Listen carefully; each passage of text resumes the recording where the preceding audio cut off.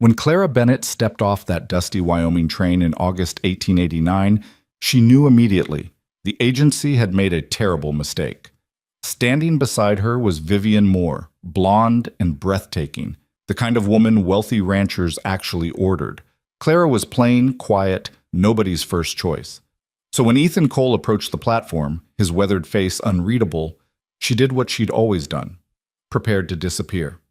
But before she could speak, before Vivian could smile, Ethan's dark eyes found hers.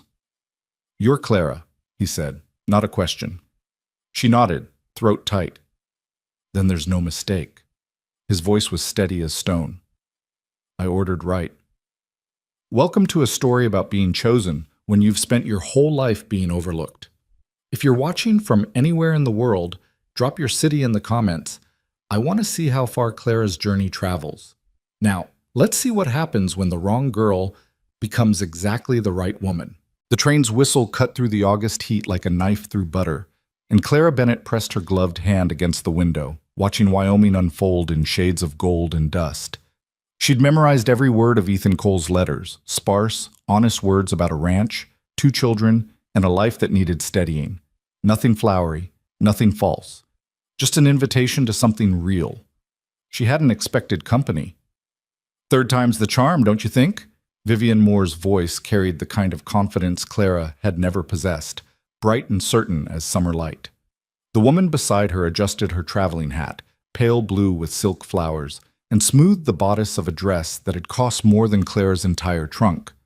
"I do hope Mr. Blackwood is as distinguished as his letters suggested. A cattle baron, imagine that." Clara's fingers tightened on her worn carpet bag.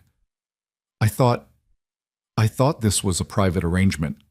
"Oh, the agency books passage for several girls at once," Vivian said airily, studying her reflection in the window glass. "More efficient that way, though between us—" She leaned closer, voice dropping to a conspiratorial whisper. "I suspect you and I aren't headed to the same ranch. You're far too—" She gestured vaguely, kindly, the way people did when they meant well but couldn't hide the truth. "Plain." That's what she meant. Plain and past 25 and wearing a gray dress that had been mended twice. "Of course," Clara murmured. The words tasted like every moment of her life, small, apologetic, taking up as little space as possible. The train lurched, slowing. Through the window, a wooden platform materialized from the shimmer of heat, and beyond it, nothing but endless sky and the kind of emptiness that made Boston feel like another world entirely. Clara's heart hammered. This was real. This was happening. A man she'd never met had paid her passage west, had written careful words about needing help with his children, about building something steady after loss. She hadn't told him everything. How could she? Some truths were too heavy for letters. The train shuddered to a stop. Steam hissed. Vivian was already standing, checking her hair, her dress, the tilt of her hat. Clara rose more slowly, legs unsteady, and followed her toward the door. The platform was sun-bleached wood and dust. 2 men stood waiting, one older, silver-haired, wearing a suit despite the heat. The other stood apart, younger, lean and weathered in work clothes and a wide-brimmed hat pulled low. Clara's breath caught. That had to be Ethan Cole. He looked exactly like his words, solid, quiet, unadorned. Vivian descended first, a vision of confidence and curves and calculated beauty. Clara came after, feeling every thread of her plain dress, every year of her plain face. "Mr. Blackwood!" Vivian's voice rang out like a bell. "What a pleasure to finally—" "Miss Moore?" The silver-haired man stepped forward, his smile practiced and smooth. "I'm Frederick Blackwood. Welcome to Wyoming." Vivian's face lit up. She moved toward him with the grace of someone who'd never doubted her welcome anywhere, which left Clara standing alone on the platform, carpetbag heavy in her hand, facing the man in the work clothes who hadn't moved, hadn't smiled, whose eyes beneath that hat brim were dark and unreadable as river stone. "Mr. Cole?" Her voice came out smaller than she'd intended. He didn't answer right away. Just looked at her, really looked. The kind of looking that felt like being seen straight through. Clara's stomach twisted. This was it. This was the moment he'd realized the agency had made a mistake, had sent the wrong woman, had somehow confused orders or lost paperwork, or "You're Clara Bennett." Not a question. A statement, flat and sure. "I am." She forced herself to meet his eyes. "But I think, Mr. Cole, I think there's been some confusion. The agency, they didn't tell me there would be others, and Miss Moore she's not you." "No, what?" Ethan Cole pushed his hat back, and Clara saw his face clearly for the first time. Strong-boned, sun-carved, with lines around his eyes that spoke of squinting at horizons and grief worn into the skin. He wasn't young. Neither was she. But there was something in his expression, something that looked almost like relief. "The agency sent 2 women," he said, voice low and rough as gravel. "One I asked for, one I didn't." His gaze flicked toward Vivian, then back to Clara. "You wrote about your mother's garden, about teaching children their letters, about how a house is just walls until someone makes it a home." Clara's throat closed. She had written that. Late at night, by candlelight, pouring herself onto paper because it was easier than speaking, because words could be true when your voice failed you. "I asked for someone steady," Ethan continued, "someone who understood work and worry and making do, someone who'd teach my children kindness, not vanity." His jaw tightened. "I ordered you, Clara, and there's no mistake." Behind them, Vivian's laughter rang out, bright and performative. Frederick Blackwood was already leading her toward a gleaming carriage, his hand at her elbow, his voice carrying promises of a grand house and a bright future. Clara couldn't move, couldn't breathe. She'd spent 27 years being the wrong choice, the daughter who couldn't save her mother, the woman who'd made one terrible mistake and spent forever paying for it, the charity case Boston wanted to forget. And here was a stranger saying he'd chosen her on purpose. "I don't understand," she whispered. Ethan picked up her carpet bag as if it weighed nothing. "Don't need to. Not yet." He nodded toward a wagon at the far end of the platform. Plain, practical, built for work, not show. "Come on. It's a 2-hour ride to the ranch. We can talk on the way." He started walking. Clara stood frozen, watching him go. This man who'd looked at her and seen something worth choosing. Every instinct screamed at her to run, to get back on that train, to return to Boston where at least she understood her place in the world. But Boston had nothing for her. No family, no future, no forgiveness for the kind of sin that stained a woman forever. Just cold rooms and colder shoulders and the slow suffocation of being alive but not living. Ethan reached the wagon and set her bag in the back, turned, waited. Clara's feet moved before her mind caught up. She crossed the platform, dust rising with each step, and when Ethan offered his hand to help her up, she took it. His palm was calloused, warm, steady. "Thank you," she said quietly. He nodded once and climbed up beside her. The wagon lurched into motion, and Wyoming opened before them, vast and empty and terrifying in its possibility. They rode in silence for a long stretch, the only sounds the creak of wheels and the steady clip of hooves. Clara kept her hands folded in her lap, watching the landscape roll past. Grassland and scrub brush and the mountains rising purple in the distance. So much space, so much sky. After Boston's narrow streets and narrower minds, it felt like breathing for the first time.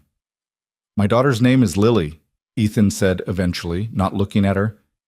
"She's 6, smart as a whip, scared of her own shadow since her mama died." His hands tightened on the reins. "My son's Thomas, 8, angry at the world and everyone in it." Clara's chest ached. She knew that anger, had worn it herself once before she learned that anger in a woman was just another sin. "How long has it been?" she asked. "Since you lost your wife?" 2 years? The words were flat, factual. She was good, kind, strong. She died bringing our 3rd into the world, and the baby went with her." He swallowed hard. "Thomas barely speaks anymore. Lily cries if I leave her sight, and He stopped, started again. "I'm drowning. Can't run the ranch, can't be what they need. Can't be both parents and both judge. Myself a failure at it." The honesty of it struck Clara like a physical blow. No pretense, no pride. just the raw truth of a man at the end of his rope. "I'm not her," Clara said quietly. "Your wife. I can't replace—" "Don't want you to." Ethan's voice was firm. "Sarah's gone. Can't change that, can't bring her back. But those children need someone who'll stay, who'll show up every morning and not run when things get hard." Finally, he looked at her. "You strike me as the staying type."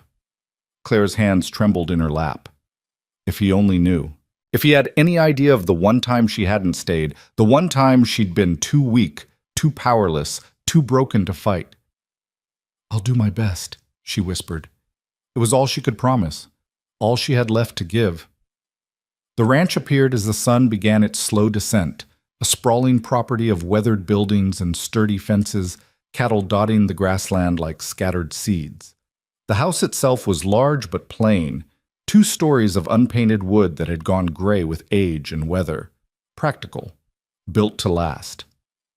Ethan pulled the wagon to a stop in front of the porch. Before Clara could climb down, the front door banged open and a small figure shot out, a girl in a faded dress, dark braids flying, her face equal parts hope and terror. "Papa!" Lily stopped short when she saw Clara, her eyes going wide. "It's all right, sweetheart." Ethan jumped down and scooped his daughter up, though she was almost too big for it. "This is Miss Bennett. She's come to help us." Lily buried her face in her father's shoulder, peeking out at Clara with one dark eye. Clara smiled, gentle, non-threatening, the way she'd learned to approach frightened things.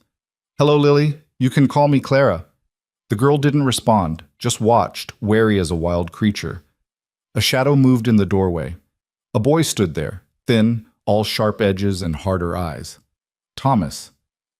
He looked Clara up and down, his expression cold and calculating beyond his years. "You ain't pretty," he said flatly. "Thomas." Ethan's voice carried a warning. "What? She ain't. Not like Mama was." The boy crossed his arms. "Why'd you bring her here?" Clara's face burned, but she kept her voice steady. "You're right. I'm not pretty. But I can cook, and I can clean, and I can read, and I know my numbers. And your father says you need help, so here I am." Thomas's eyes narrowed. "We don't need help. We're fine." "You're not fine," Ethan said quietly, setting Lily down. "None of us are. And that's why Miss Bennett is here." "I don't want her here," Thomas's voice cracked, rage and grief tangling together. "I don't want anyone here who's not Mama." He turned and ran, not into the house, but past it, toward the barn, his boots pounding hard against the earth. Ethan's shoulders sagged. Lily's eyes filled with tears. And Clara stood there in her plain gray dress on this ranch at the end of the world, looking at 2 broken children and 1 exhausted man, and thought, "This is what I came for. This is where I'm meant to be." Even if it killed her, even if they never wanted her, even if she failed again, she'd chosen to come. Now she'd choose to stay. "Let me see the kitchen," she said quietly, "and tell me what they like to eat." The house was clean but hollow, floors swept, dishes washed, everything in its place and nothing alive about it. Clara moved through the rooms while Ethan brought in her trunk, taking inventory. Sturdy furniture, a cold stove, windows that needed washing. The bones were good. It just needed someone to breathe life back into it. Lily followed her like a ghost, silent and wide-eyed. Clara didn't push, just narrated what she was doing in a low, steady voice, checking the pantry, noting supplies, finding the root cellar. When she discovered a crock of sourdough starter, carefully tended, she stopped. "Did your mother bake?" she asked Lily softly. The little girl nodded, tears spilling over. "Then we'll keep her starter alive," Clara said. "That's important. That's how we remember the people we love, by keeping the good things going." Lily's hand crept into hers, small, warm, trusting. Clara's heart cracked open. By the time Ethan came back inside, Clara had a fire going in the stove and was peeling potatoes. Lily sat at the table watching her with solemn attention. "She usually hides upstairs until supper," Ethan said quietly. "She's helping me," Clara replied, not looking up. "Aren't you, Lily?" The girl nodded, almost smiling. Ethan stood there a moment longer, something shifting in his expression. Then he turned and went back outside, leaving them to their work. Thomas didn't come in for supper. Ethan went to fetch him twice, and twice came back alone, his face grim. Finally, Clara ladled stew into a bowl and wrapped fresh bread in a cloth. "I'll take it to him," she said. "He won't eat it," Ethan warned. "Maybe not, but I'll take it anyway." The barn was dim and warm, smelling of hay and horses and work. Clara found Thomas in the loft, curled up in the straw, his face turned toward the wall. "I brought you supper," she said, setting the bowl and bread on a crate. "You don't have to eat it, but it's here if you want it." She started to leave. "Why'd you come?" Thomas's voice was muffled, thick. Clara stopped, turned back. The boy still wasn't looking at her, but his shoulders were shaking. "Because your father asked me to," she said honestly. "Because I didn't have anywhere else to go. Because sometimes people need each other, even when they don't want to." "I don't need you." "I know." Clara sat down on the crate, careful not to crowd him. "But maybe I need you. Did you think of that?" Thomas rolled over then, his eyes red and fierce. "What's that supposed to mean?" "It means I've spent a long time being nobody's first choice," Clara said quietly. "Being the one people overlook or pity or forget. And then your father wrote to me and said he needed someone steady, someone who'd stay. Nobody's ever needed me before, Thomas. Not like that. Not for something that matters." She met his angry gaze steadily. "So maybe you don't need me. But I need to be here. I need to try." The boy stared at her. For a long moment, Clara thought he'd throw something, or curse, or tell her to leave. Instead, his face crumpled. "I miss my mama," he choked out. "I miss her every day, and it don't get better. And Papa's trying so hard, but he can't be her, and I can't. Clara moved without thinking, pulling the boy into her arms. He fought for a second, then collapsed against her, sobbing like the child he was beneath all that armor. She held him and rocked him and said nothing, because there were no words for this kind of grief. There was only presence, only staying. When the storm finally passed, Thomas pulled back, wiping his face roughly. He looked at the bowl of stew, then at Clara. "It's probably cold now," he muttered. "Probably," Clara agreed, "but it'll still fill your belly." He picked up the bowl, started eating, didn't say thank you. He didn't need to. Clara walked back to the house through the purple dusk, and when she came through the door, Ethan looked up from where he sat with Lily in his lap. Their eyes met across the lamplit room. "He's eating," Clara said simply. Something in Ethan's face eased. He nodded once, and Clara saw it. The first thread of trust, thin as spider silk, but there. She'd made a beginning. It would have to be enough. That night, Clara lay in the small room off the kitchen that had been prepared for her, staring at the ceiling. The bed was narrow but clean, the quilt hand-stitched in a pattern she didn't recognize. Through the walls she could hear the house settling, and farther off the sound of cattle lowing in the darkness. She thought of Boston, of the narrow room she'd rented, the factory work that had broken her hands, the church ladies who'd looked through her like glass, of the shame that had followed her like a shadow ever since that terrible year when she'd been 17 and stupid and trusting and... No, she couldn't think of that. Couldn't let herself remember the weight in her arms, the face she'd glimpsed for only a moment before they took him away. The son she'd never held again. The choice that hadn't been a choice at all. Ethan didn't know. He'd chosen her thinking she was just plain and practical and steady. If he knew the truth, that she'd been ruined, that she'd given birth in a home for unwed mothers, that she'd surrendered her own child because she'd had no money, no family, no way to keep him, he'd send her back. She knew it. Men didn't want used goods, didn't want women marked by sin. Even good men had limits. But Thomas's weight in her arms tonight, the way he'd finally let himself break, that had felt like penance. Like maybe, after 10 years, she could start to forgive herself by caring for children who needed her. Even if they never knew. Even if she never told them. Even if this, too, ended badly. Clara closed her eyes and listened to the Wyoming wind, and for the first time in longer than she could remember, she let herself hope. Maybe the wrong girl could still become the right one. Maybe broken things could still be made whole. Maybe staying was the only redemption she'd ever need. Outside, the stars wheeled across an endless sky, and the ranch slept, unaware that everything was about to change. The first week passed in a rhythm of small victories and smaller defeats. Clara learned the shape of the household, how Ethan rose before dawn and came in after dark smelling of leather and honest sweat. How Lily would only eat if Clara sat beside her. How Thomas watched everything with those hard measuring eyes, but came to the table now without being called twice. She learned other things too. The way Ethan's jaw tightened when he looked at his children and saw his failures instead of their resilience. The nightmare that woke Lily every third night, sending her running to Clara's room instead of her father's. The way Thomas's anger was really fear, and his cruelty was really a test. Will you leave too? Will you prove me right? Clara didn't leave. She got up before dawn and made coffee strong enough to strip paint. She baked bread with Lily's small hands helping, teaching her the way her own mother had taught her, with patience and flour everywhere and the understanding that perfection mattered less than presence. She mended Thomas's torn shirt without comment and left it on his bed, watching from the window as he found it, his face doing something complicated before he pulled it on. And every evening, she set 4 places at the table. Every evening, they sat together. Every evening, she stayed. On the 8th day, a wagon rolled up the drive while Clara was hanging laundry. She recognized the horses first, matched bays groomed to gleaming, and then the carriage itself, painted and polished like something from Boston. Her stomach dropped. Frederick Blackwood climbed down first, then turned to help his passenger. Vivian Moore emerged like a vision, her pale blue dress immaculate despite the dust, her face carefully neutral.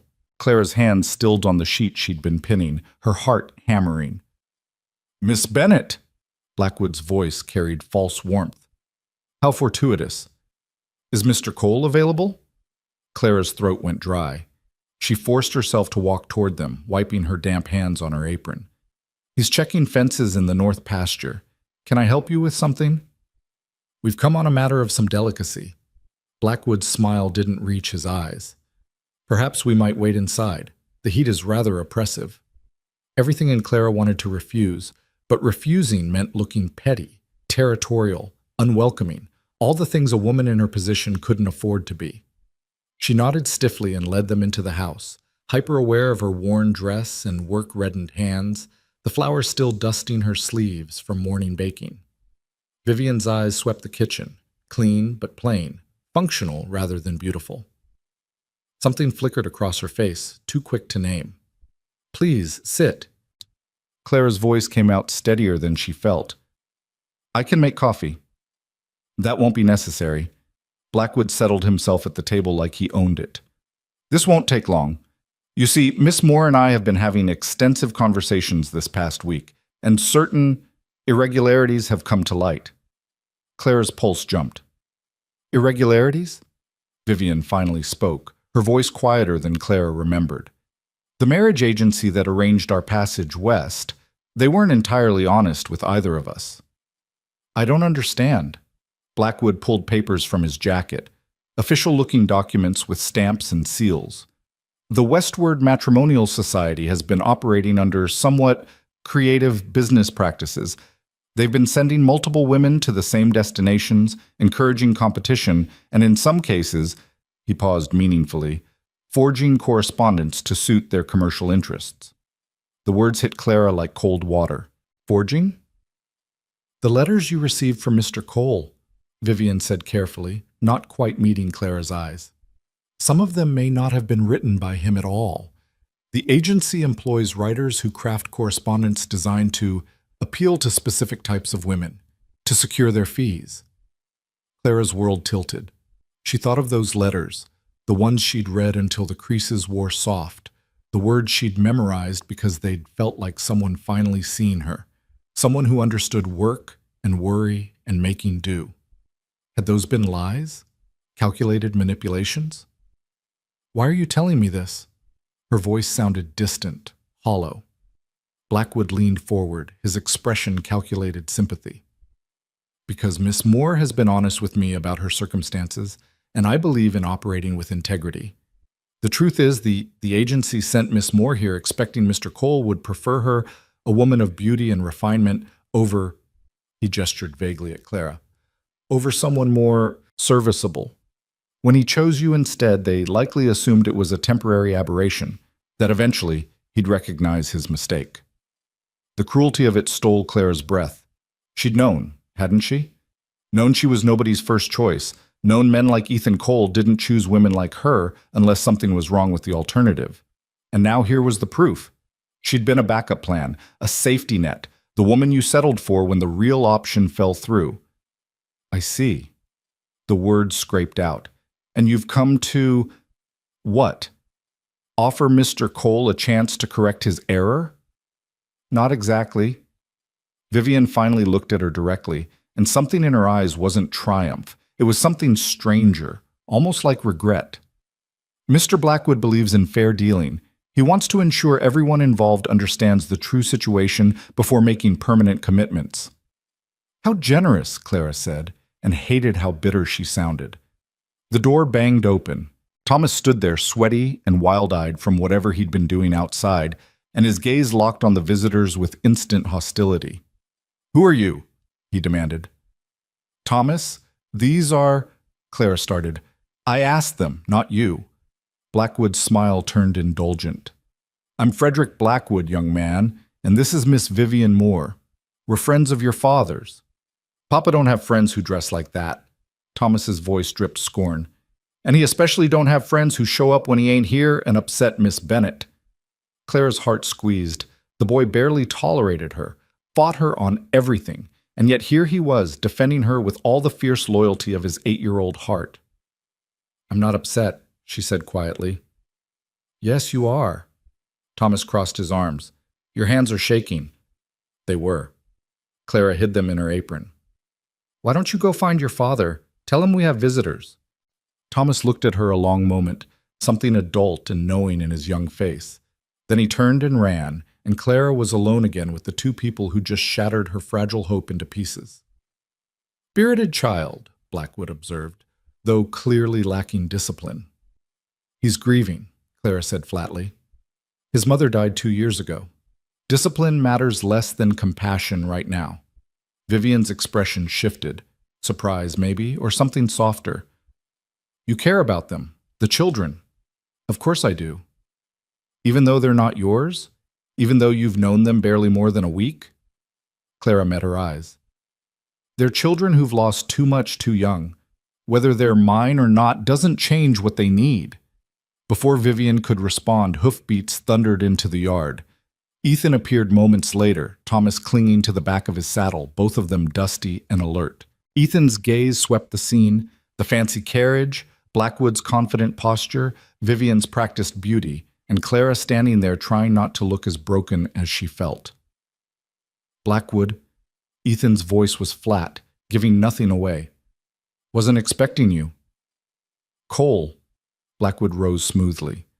"We've come on a matter that requires your immediate attention.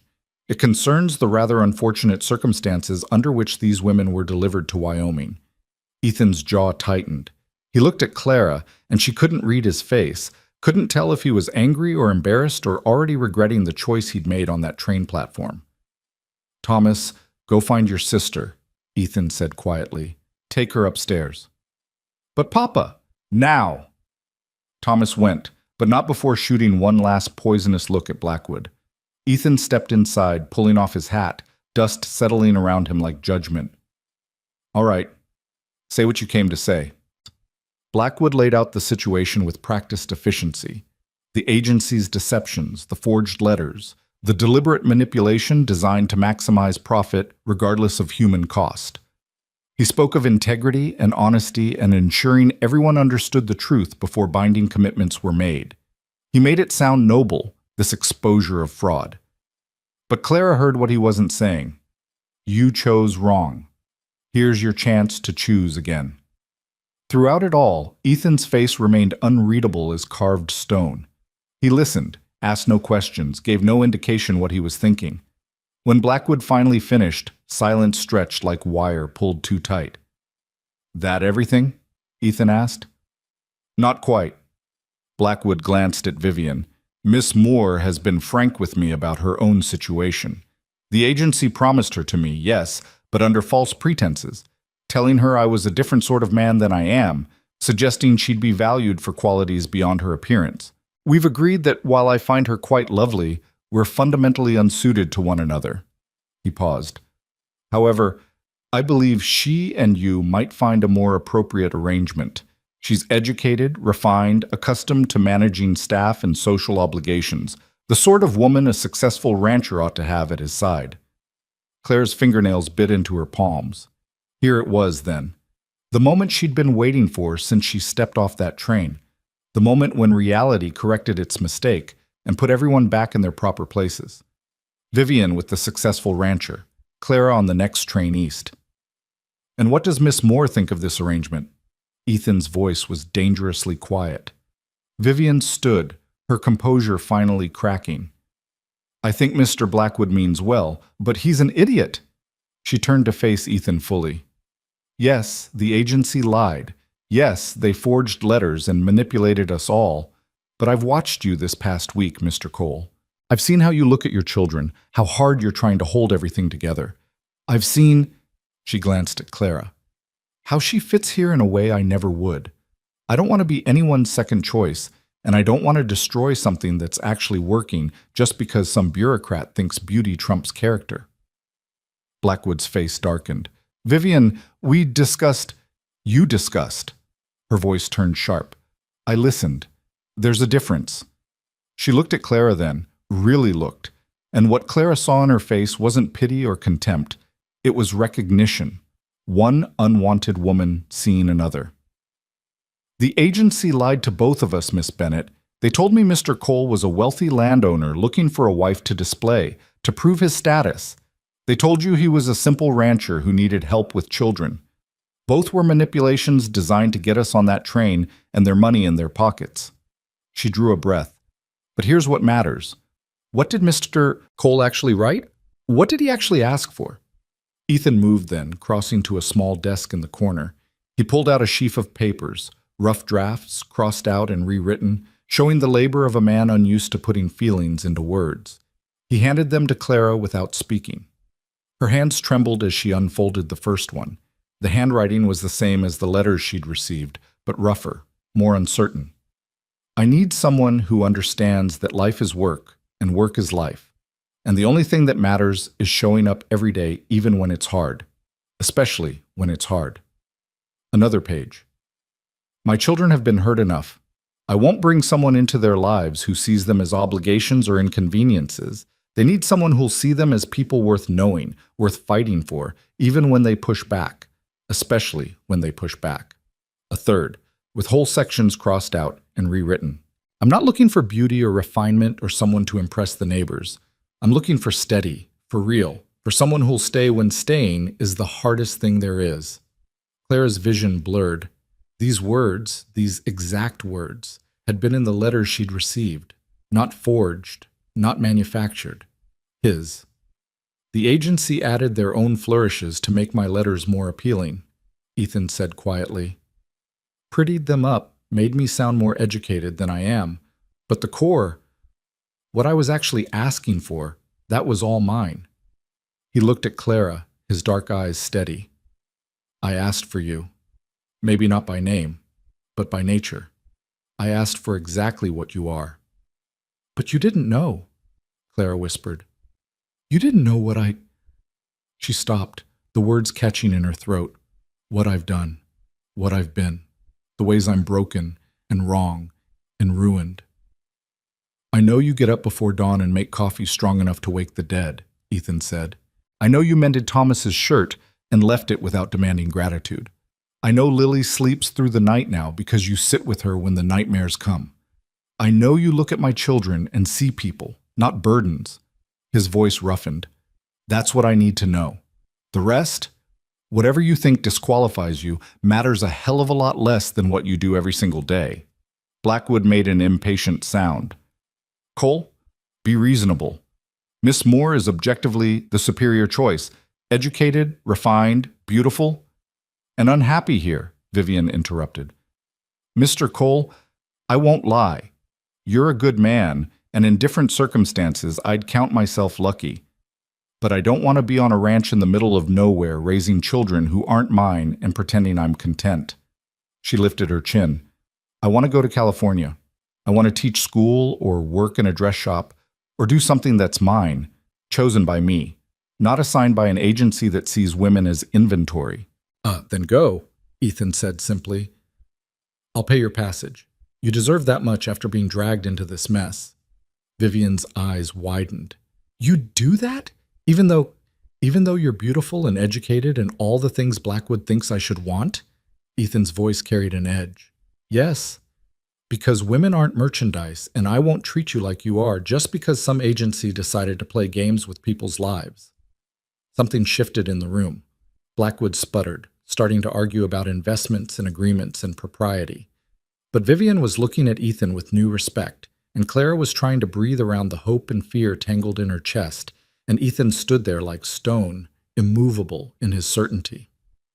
Clara stays, he said, not loudly, but with absolute finality. That's not negotiable. Miss Moore goes to California with enough money to start over. That's not negotiable either. And Blackwood, his eyes went hard. You and I are going to have words about showing up at a man's ranch when he's not home and upsetting his household. That's definitely not negotiable. Blackwood's face flushed. Now see here.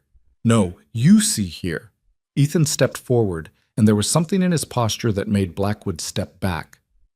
I don't care how much money you have or how many cattle you run. You don't come into my home, look at a woman who's working herself to exhaustion, trying to help my family heal, and tell her she's second rate. You don't do that and get to walk away thinking we're square. I was merely pointing out objective facts. You were being cruel, Vivian said quietly, and I should have stopped you sooner. She turned to Clara. I'm sorry. Truly. You didn't deserve that. Clara couldn't speak. Her throat was too tight, her eyes burning with tears she refused to shed in front of these people. She'd spent so many years being told she was less than, not enough, the wrong choice. And here was a stranger who'd known her barely more than a week defending her like she mattered, like she was worth fighting for. Mr. Cole, she finally managed, you don't have to, I understand if you'd rather. Clara. He said her name like a command and a question at once. Look at me. She did. His face was weathered and hard and honest, and in his eyes she saw no pity, no reluctance, no regret. I ordered right, he said. Nothing that happened here today changes that. The tears came then, hot and sudden and impossible to stop. Clara turned away, ashamed, but Ethan's hand caught her elbow. Not restraining, just steady, just there. Blackwood, get out, he said without looking away from Clara. Take your carriage and your opinions and don't come back unless you've learned some manners. This is highly irregular. I said get out. The steel in his voice left no room for argument. Blackwood gathered his papers with stiff dignity and stalked toward the door. Vivian lingered a moment longer. Clara, she said softly. He's right. You fit here. I can see it, even if you can't yet. She smiled, sad and genuine. Thank you for being kind to me on the train. I hope you find what you're looking for.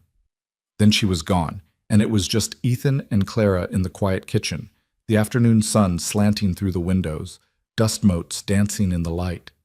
I'm sorry, Clara whispered. I'm sorry you had to, that they came here and… Stop! Ethan's voice was gentle now, the hardness gone. You didn't do anything wrong. They did. The agency did, not you. But if you'd known, if you'd seen her first… I did see her first, on the platform, remember? He let go of her arm but didn't step away. She was beautiful and confident and everything men are supposed to want.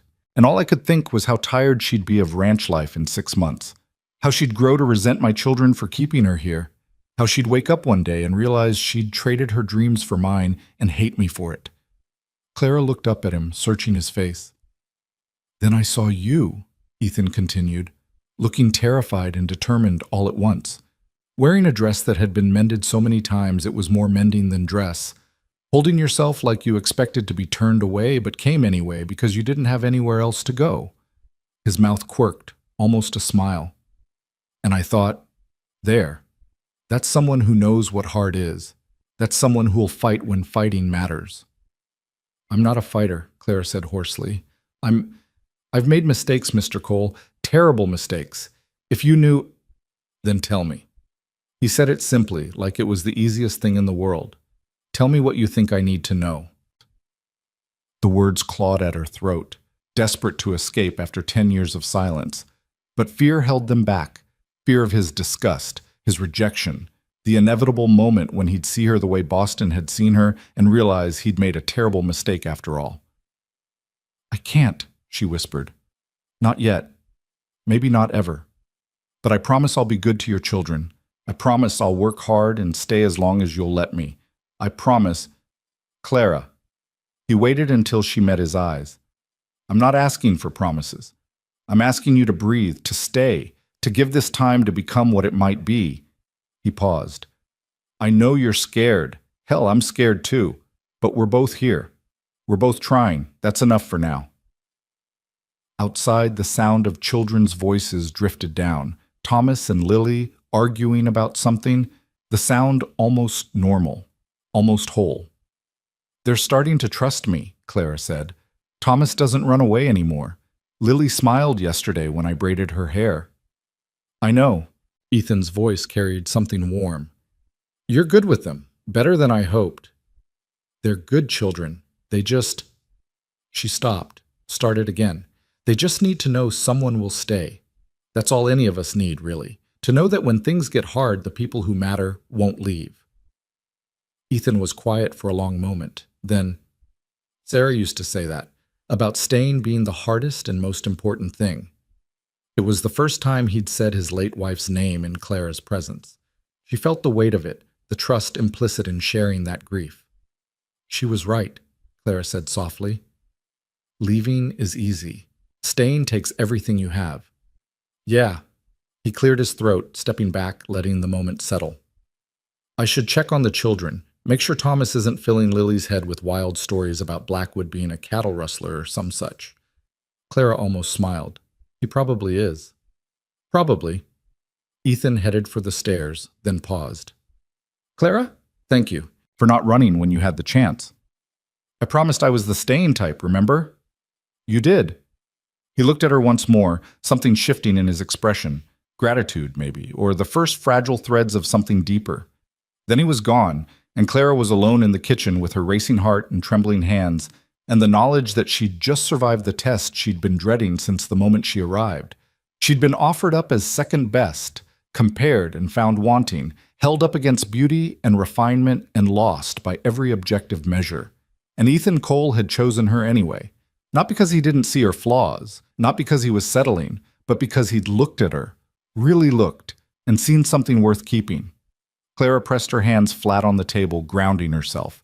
Through the window, she could see the endless Wyoming sky, the grassland rolling toward mountains, the cattle moving like slow water across the land.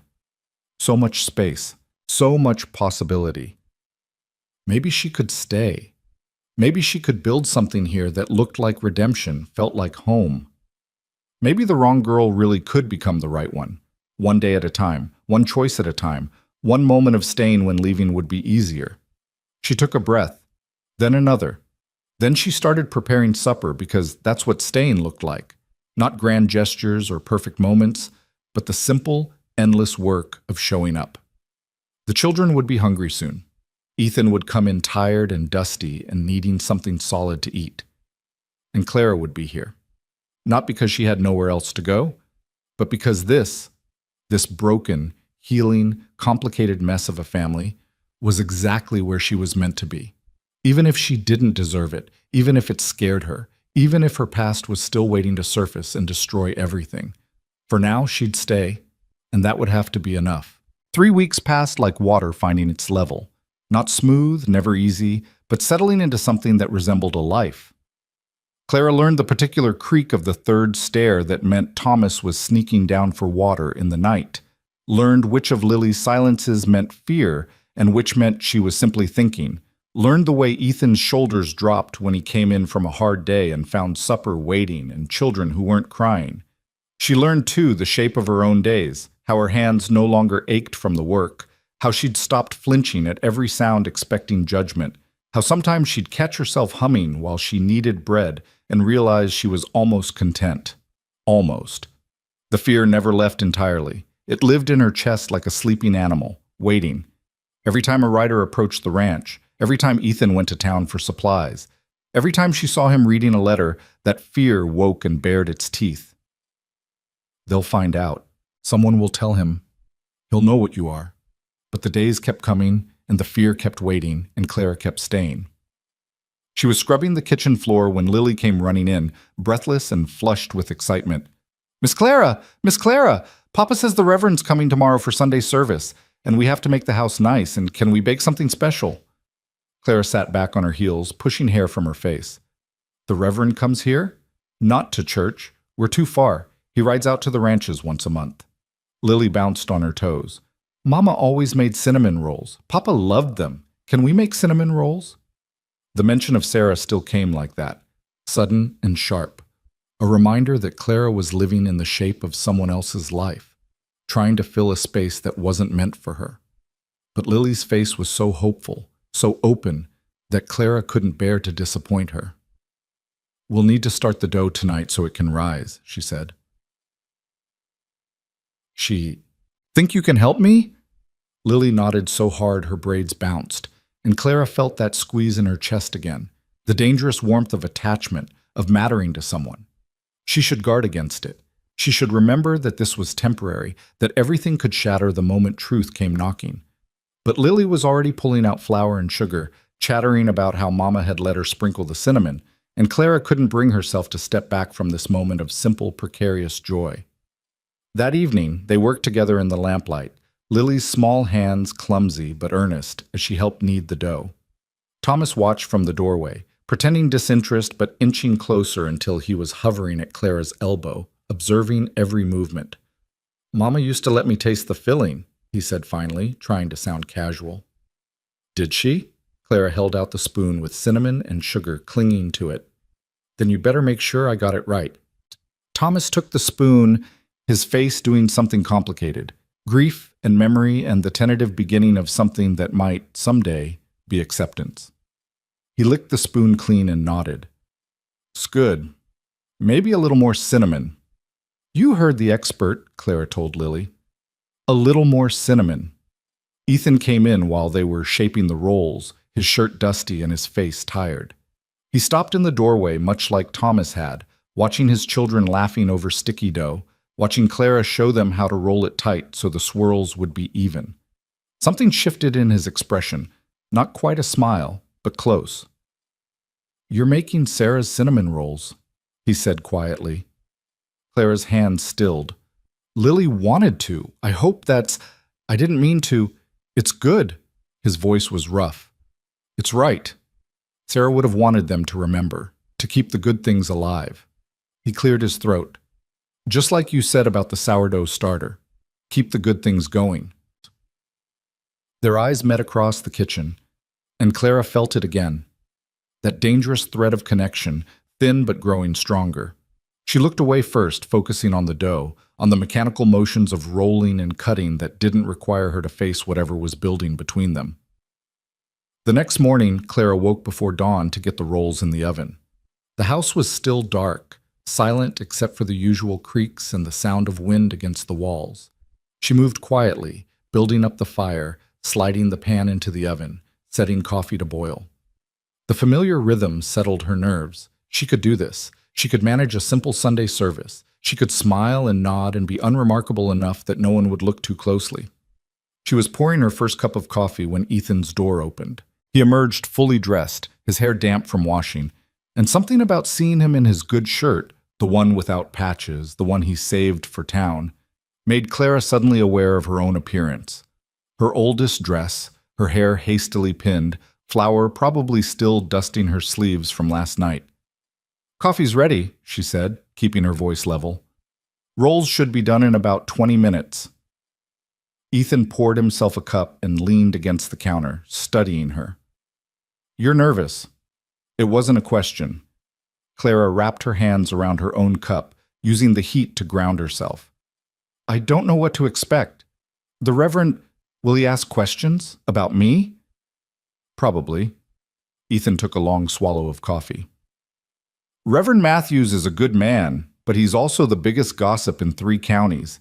Anything you tell him will be all over Wyoming territory by next Sunday." Clara's stomach dropped. "Then what should I say?" "The truth, I figure. You came west answering an advertisement. You're helping with the children and the household. He paused, seeming to choose his words carefully. "We're figuring things out as we go. And if he asks about marriage, about whether we're—" She couldn't finish the sentence. "He'll ask." Ethan set his cup down. "And I'll tell him we're taking things slow, making sure it's right for the children. That's honest enough without being anybody's business but ours." The rolls came out perfect, golden and fragrant, oozing cinnamon and sugar. Lily clapped her hands, and Thomas actually smiled, and when they all sat down to eat one before the Reverend arrived, Clara felt something almost like peace. It lasted exactly as long as it took for the sound of hoofbeats to echo across the yard. Reverend Matthews was a thin man with kind eyes and a voice that carried more authority than his slight frame suggested. He swept in like he owned the place, greeting Ethan warmly, exclaiming over how big the children had grown, and then turning his full attention to Clara. "And you must be Miss Bennett," he said, taking her hand with both of his. "Ethan's letter mentioned you'd arrived. What a blessing for these children to have a woman's care again." Clara murmured something appropriate, trying not to notice how thoroughly he was examining her, cataloging every detail to share later over coffee and speculation. They gathered in the front room, the best furniture dusted and arranged, Lily pressed against Clara's side and Thomas sitting stiff and formal beside his father. The Reverend led them through hymns and scripture, his voice filling the small space with practiced cadence. Clara mouthed the words, her mind elsewhere, waiting for the moment she knew was coming. It came after the final prayer, when the Reverend accepted coffee and a cinnamon roll and settled himself comfortably into interrogation. "So, Miss Bennett, Ethan tells me you're from Boston. That's quite a journey to undertake. What brought you all the way to Wyoming?" Clara had prepared for this. "I was working in a factory. The conditions were difficult, and I had no family remaining in Boston. When I saw the advertisement for a position helping with children on a ranch, it seemed like an opportunity for a fresh start." "A fresh start." The Reverend nodded thoughtfully. "And how are you finding ranch life? Quite different from Boston, I imagine." "Very different, but good different." Clara chose her words carefully.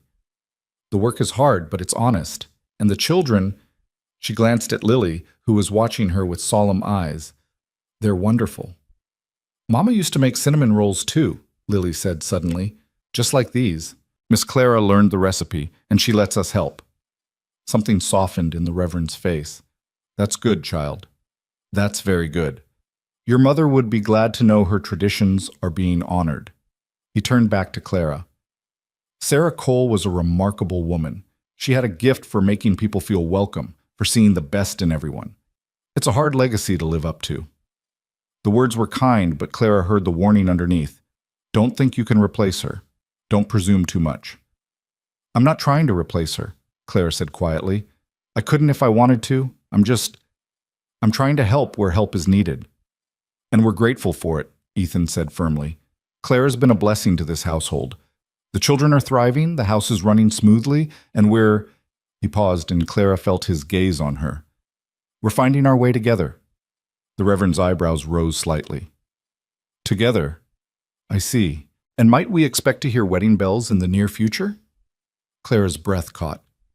This was it, the moment when everything would become official or fall apart entirely. She waited for Ethan to deflect, to sidestep, to keep things vague and undefined. Instead, he said, "That's our intention, yes. We're taking time to make sure it's right for everyone involved, especially the children. But Clara's not going anywhere." The Reverend smiled. "Well then, congratulations are in order." He raised his coffee cup in a small toast. "Though I'll admit, Ethan, you might have mentioned this in your letter. Quite the surprise." "Didn't want it spread around until we were sure," Ethan said evenly. "Some things are private." Of course. But the Reverend's eyes gleamed with the satisfaction of someone who'd just acquired valuable information. "Still, the community will want to celebrate, perhaps a small gathering after the ceremony, nothing elaborate, just—" "No." Ethan's voice was flat. "When we marry, it'll be quiet, family only, no spectacle." The Reverend's smile faltered, Well, that's certainly your prerogative, though people will talk. Let them. Ethan stood, effectively ending the conversation. Thank you for the service, Reverend. Always appreciate you making the ride out here. It was a dismissal, polite but firm. The Reverend gathered his things with slightly ruffled dignity, made his farewells, and rode off with enough gossip to fuel a month of Sunday dinners. The moment he was out of sight, Clara turned to Ethan. You told him we're getting married. I did. But we never discussed. You never asked. Would you have said yes? Ethan's eyes were steady on hers. If I'd asked proper, with pretty words and romance, would you have agreed? Clara's mouth went dry. I don't know. Maybe. Probably. But that's not... You can't just announce, I can, and I did. He crossed his arms. Clara, we both know what this is. You need security, I need help, and the children need stability. Marriage makes sense for all those reasons, but more than that... He stopped, seemed to reconsider his words. You fit here. With us. And I don't want you thinking this is temporary, that you can be dismissed or replaced the minute something better comes along. Marriage makes that clear. To who? The Reverend? The neighbors? To you. His voice softened. So you know you're not just hired help. So you know you're choosing this as much as I am. Lily tugged on Clara's skirt. Does this mean you'll be our mama for real? The question hit Clara like a physical blow. She looked down at the little girl's hopeful face, at Thomas watching from across the room with carefully guarded eyes, at Ethan standing there offering her something she'd never dared to want. Permanence, belonging, a second chance at the family she'd lost. The word stuck. I can't replace your mother, Lily. I would never try. But you could stay, Lily insisted. You could be, not Mama, but Miss Clara, who stays forever. Right? Right, Thomas said from his corner, surprising everyone. That's what Papa means. You stay, your family. You don't leave even when things get hard. His young face was fierce. That's what marriage is, staying. Out of the mouths of children, Clara thought, comes the most devastating truth. Yes, she heard herself say, I can stay. Lily threw her arms around Clara's waist, and Thomas ducked his head but couldn't quite hide his small smile. And Ethan just nodded once, satisfied, settled, like something important had been decided. And Clara stood there in the center of this makeshift family, feeling the weight of promises she wasn't sure she could keep, and thought, this is where it all falls apart. This is where the past catches up and destroys everything. But not today. Today, she had children who wanted her to stay, and a man who'd just offered her his name, and cinnamon rolls cooling on the counter. Today, she would hold on to this moment and let tomorrow's destruction wait its turn. The week that followed felt like holding her breath underwater. Everything suspended, waiting, the pressure building. Ethan didn't mention marriage again, but it hung between them like weather before a storm. Clara went about her work with mechanical precision, trying not to think about wedding vows and permanent commitments and all the reasons she didn't deserve either. On Thursday, the post came. The ranch hand who rode to town weekly brought back a small bundle of letters and newspapers, dropping them on the kitchen table while Clara was churning butter. She barely glanced at them, ranch business, mostly, bills and correspondence about cattle prices. But one envelope caught her eye. Heavy paper, formal script, addressed to Ethan Cole. And in the corner, a return address that made her blood turn to ice. The Westward Matrimonial Society, Boston, Massachusetts. Her hand stilled on the butter churn. They'd written to Ethan, the agency that had arranged her passage, that knew her history, that had files on every desperate woman who'd ever walked through their doors. They'd written to him. Clara's mind raced. What had they said? What had they revealed? Did they routinely inform prospective husbands about the women they sent, providing full histories like livestock papers? Or was this something else? A bill? A confirmation? Routine business correspondence? She should leave it alone. It was Ethan's mail, his business, not hers to interfere with. But if they'd told him, if they'd written about her past... Clara's hands were shaking as she picked up the envelope. It was sealed, unread. She could steam it open, read it, know what was coming before Ethan did. She could prepare, plan, figure out what to say. Or she could run, right now. Pack her trunk and be gone before he came in from the range, before he read whatever poison that letter contained. "What are you doing?" Clara spun around, the envelope still in her hand. Thomas stood in the doorway, his eyes sharp and knowing.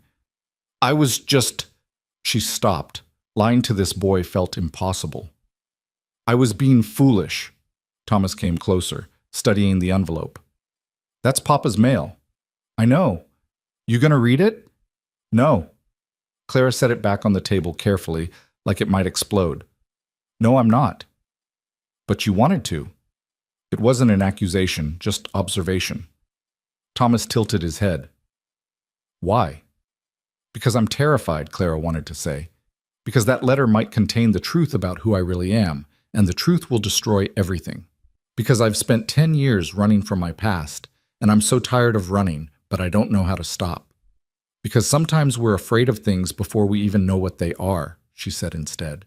"And fear makes us do foolish things." Thomas considered this. Lily's afraid of the dark, even though nothing bad's ever happened to her in the dark. I told her that's stupid, but Papa said fear don't have to make sense to be real. Your Papa's a wise man. He likes you. Thomas said it matter-of-factly, like commenting on the weather. He smiles more now. Not a lot, but some. And he don't drink as much coffee after supper, which means he's sleeping better. Clara's chest tightened. I'm glad. Me too. Thomas shoved his hands in his pockets. I don't want you to leave, Miss Clara, even if that letter says something bad. Even if... He stopped, struggling with words too big for 8 years old. Even if you're scared. Staying when you're scared is braver than staying when you're not. Before Clara could respond, he turned and ran out, leaving her alone with the butter churn and the letter and the terrible weight of a child's trust. She went back to churning. The letter stayed on the table, sealed and waiting. Ethan came in at sunset, dusty and tired as always. He washed up at the basin, drank half a cup of water standing at the sink, then noticed the mail. Clara watched from across the room while pretending not to watch, her heart hammering so hard she was sure he could hear it.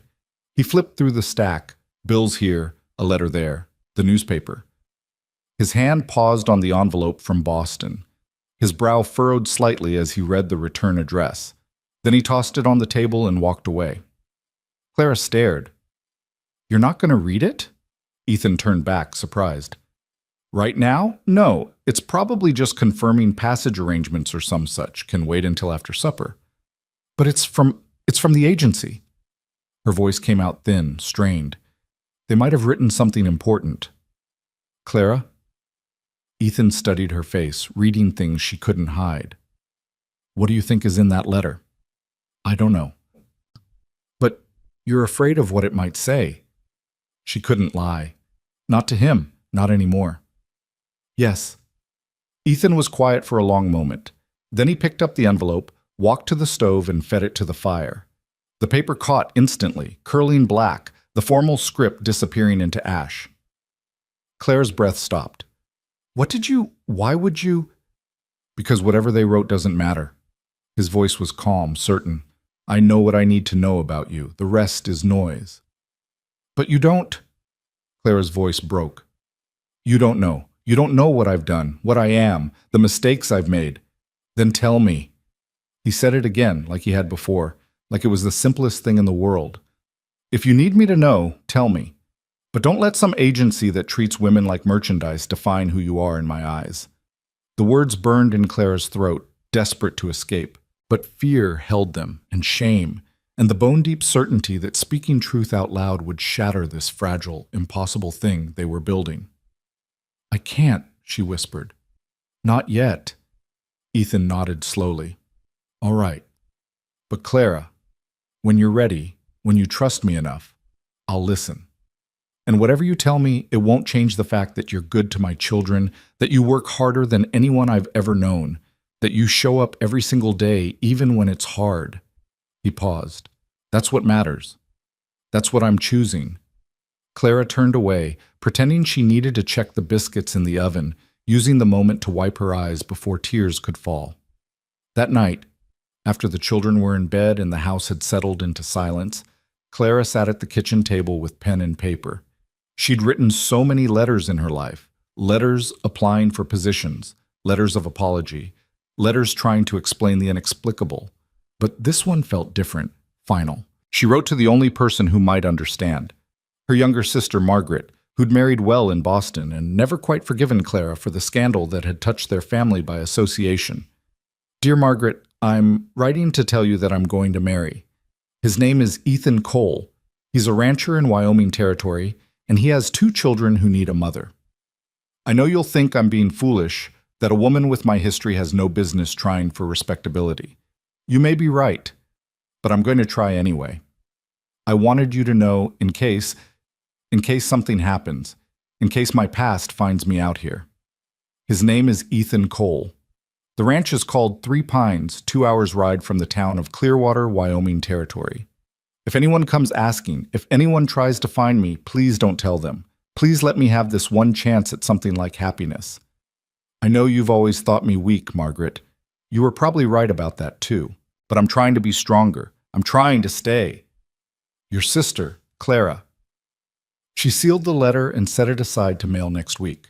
It wasn't much, a fragile lifeline, a final message in a bottle before going under for the 3rd time. But it was something. Claire was banking the fire for the night when Ethan came downstairs. He'd been putting the children to bed, reading them stories, tucking them in the way Sarah used to. He did it every night, this ritual of comfort and normalcy, and Clara had learned not to interfere. They're asking when we'll get married, he said without preamble. Lily wants a new dress. Thomas wants to know if he has to wear a tie. Clara's hand stilled on the poker. What did you tell them? That we'd figure it out together. He leaned against the doorframe. But I'm thinking sooner rather than later. Before winter sets in. Before the whole territory is talking about us living under one roof without vows. He paused. That bother you? Moving fast? Everything about this bothered her. The speed, the permanence, the fact that she was about to promise forever to a man who didn't know the worst of her. But what were her options? Go back to Boston and die slowly in a factory? Drift from town to town, always running, always afraid? Or stay here with these children who were starting to trust her, this man who looked at her like she was worth choosing, this life that felt almost like redemption? No, she said finally. It doesn't bother me. When? Next time Reverend Matthews comes through, 3 weeks. Ethan crossed the room, stopping close enough that she could smell dust and leather and honest work. Clara, I know this isn't what you dreamed of when you were a girl. No romance, no courtship, no pretty words. But I promise you this. I'll be faithful, I'll work hard, and I'll never raise a hand to you or make you regret staying. That enough? It was more than she'd ever hoped for, more than she deserved. Yes, Clara whispered, that's enough. He nodded once, satisfied, and turned to head back upstairs. At the doorway, he paused. For what it's worth, I think you're braver than you know. Coming all the way out here, staying when things got hard, being patient with children who aren't easy to love right now. His voice softened. Sarah would have liked you, I think, would have appreciated how you honor her memory while making your own place here. Then he was gone, leaving Clara alone in the firelight with tears streaming down her face and 3 weeks to figure out how to deserve the life he was offering. 3 weeks to decide if she'd tell him the truth or carry her secrets into marriage like hidden rot that would eventually destroy them both. 3 weeks before she became Clara Cole and buried Clara Bennett forever. The old Clara, the ruined one, the girl who'd loved unwisely and paid for it with her son and her future and every piece of dignity she'd ever possessed. That Clara would die in 3 weeks. Had to die. Because Mrs. Cole couldn't have that history, couldn't carry that shame. Mrs. Cole would be clean and new and worthy of the children who called her name and the man who'd chosen her against all reason. Clara banked the fire completely and went to bed. But sleep was a long time coming, and when it finally came, she dreamed of a baby's cry she'd heard only once but would remember until the day she died. Tomorrow she would get up and make breakfast and pretend everything was fine. Tomorrow and tomorrow and tomorrow until the wedding came and the choice was made and there was no going back. She would stay. She would try. She would be good enough or die trying. That would have to be enough for all of them. The letter arrived on a Tuesday, 2 weeks before the wedding, carried by the same ranch hand who'd delivered the one Ethan had burned. Clara was alone in the kitchen making preserves when he knocked. his weathered face apologetic. Sorry to disturb, Miss Bennett. This came for you special, marked urgent. Her hands went numb. The jar she'd been holding slipped, shattering on the floor in an explosion of glass and strawberries. She stared at the envelope he held out. Thin paper, careful script, a Boston postmark. Margaret had written back. You all right, ma'am? The ranch hand was looking at her with concern. Yes. Thank you. Clara took the letter with fingers that didn't feel like her own. I'll clean this up. He tipped his hat and left. Clara stood in the wreckage of broken glass and ruined preserves, holding the letter like it might bite. Through the window, she could see Ethan in the distance, working with the horses. See Thomas and Lily playing near the barn. Her almost family, her almost life. She opened the letter. Clara, I don't know what you expect me to say. Congratulations? That you fooled some poor rancher into thinking you're respectable? That you deserve happiness after what you did? But I'm writing because you need to know. Someone came asking about you 3 weeks ago. A private detective hired by the Haversham family. Yes, that Haversham family. Apparently their son, the one who ruined you, though you always claimed it was love, recently died. His wife was going through his papers and found letters. Old letters from when you were 17. Letters where you talked about the baby. The family wants answers. They want to know what happened to the child. Whether he lived, where he went, if there's some bastard grandson out there who might come seeking their money someday. The detective was very thorough in his questions, very interested in where you'd gone. I told him I didn't know, that we'd lost touch years ago. But Clara, he was persistent, and he had resources. If he's determined enough, he'll find you. And when he does, your rancher will learn exactly what kind of woman he's bringing into his home. I won't tell them where you are. Despite everything, you're still my sister. But I can't protect you forever. Whatever you're building out there in Wyoming, you should tell him the truth before someone else does. At least then you'll control the story. Margaret. The letter fluttered from Clara's hand. She stood frozen, her mind a white roar of panic. They were looking for her. The Haversham family, wealthy, powerful, vindictive, wanted answers about a child born 10 years ago and given up the same day. They'd hired a detective. They were searching. And when they found her, everything would be over. She thought of Ethan burning that agency letter without reading it, trusting her enough to let the past stay buried. She thought of Lily's small hand in hers, of Thomas calling her Miss Clara with something almost like affection, of the wedding dress she'd started sewing by lamplight, plain but clean and new, like the life she'd dared to hope for. All of it would burn to ash the moment the truth came out. Clara's legs gave way. She sank to the floor among the broken glass and strawberries, her dress soaking up the sticky mess, her whole body shaking. She'd been so stupid, so foolish to think she could outrun her past, that 3,000 miles and a new name would be enough. The past didn't care about distance. It came for you anyway. She was still sitting there when Lily found her. Miss Clara? The little girl's voice was high with worry. Miss Clara, you're bleeding! Clara looked down. Blood mixed with strawberry juice on her hands. She'd cut herself on the glass without noticing. Lily was already running, shouting for her father, her voice carrying panic across the yard. Ethan burst through the door seconds later, Thomas right behind him. He took in the scene, Clara on the floor, blood and glass and the letter lying in the mess, her face empty of everything but fear. Thomas, take your sister upstairs, he said quietly. Now. For once, Thomas didn't argue. He grabbed Lily's hand and pulled her away, though the little girl kept looking back with frightened eyes. Ethan crouched beside Clara, his hands gentle as he examined her cuts. These aren't deep. What happened? I dropped the jar. Her voice sounded distant, mechanical. Stupid. I was stupid. You're shaking. He reached past her for the letter, and Clara didn't stop him. What was the point? It was over anyway. Everything was over. He read it once, quickly, then again more slowly. When he looked up, his face was carefully blank. Who's the Haversham family? Clara laughed. A broken, bitter sound.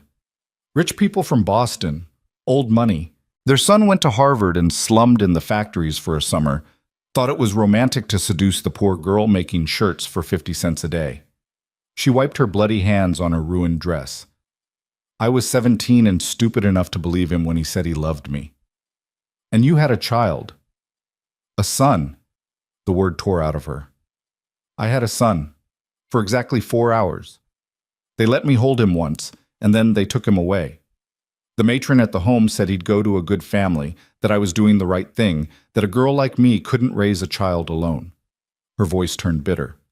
She meant a ruined girl, a sinful girl, a girl who'd opened her legs for a man who promised marriage and delivered nothing but shame. Ethan was quiet for a long moment. And now they're looking for him. Not him, for answers, to make sure there's no inconvenient grandson who might appear someday wanting money or recognition. Clara's hands were shaking so hard she had to clench them into fists. The detective will find me, Ethan. Men like that always find what they're looking for. And when he does, when he tells the whole territory why I really came west, she couldn't finish, couldn't put words to the destruction that was coming. You think I'll send you away? It wasn't a question. Won't you? Clara looked at him then, really looked. You're about to marry a woman who's not fit to raise children because she gave her own away, who's ruined, used goods, the kind of woman men don't bring home unless they don't know what she is. Is that what you think? Ethan's voice was dangerously quiet. That I want you gone? You should want that, any decent man would. He stood abruptly, pacing to the window and back. Clara watched him, waiting for the rejection, the disgust, the inevitable moment when he'd realize his mistake and correct it. Instead, he crouched in front of her again, and when he spoke, his voice was rough, but not unkind. Let me tell you about my wife, my first wife, Sarah, the one everyone thinks was perfect. Clara's breath caught. Ethan never talked about Sarah, not like this. Sarah wasn't born in Wyoming, he continued. She came from a farm in Nebraska. Her father was a drunk who beat her mother and used his daughters worse. By the time Sarah was 16, she was desperate enough to run. She made it to Omaha, worked in a saloon for 6 months doing things she never wanted to talk about, saved every penny she could, and finally bought passage to Wyoming to start over. He paused, his jaw tight. I met her in Clearwater.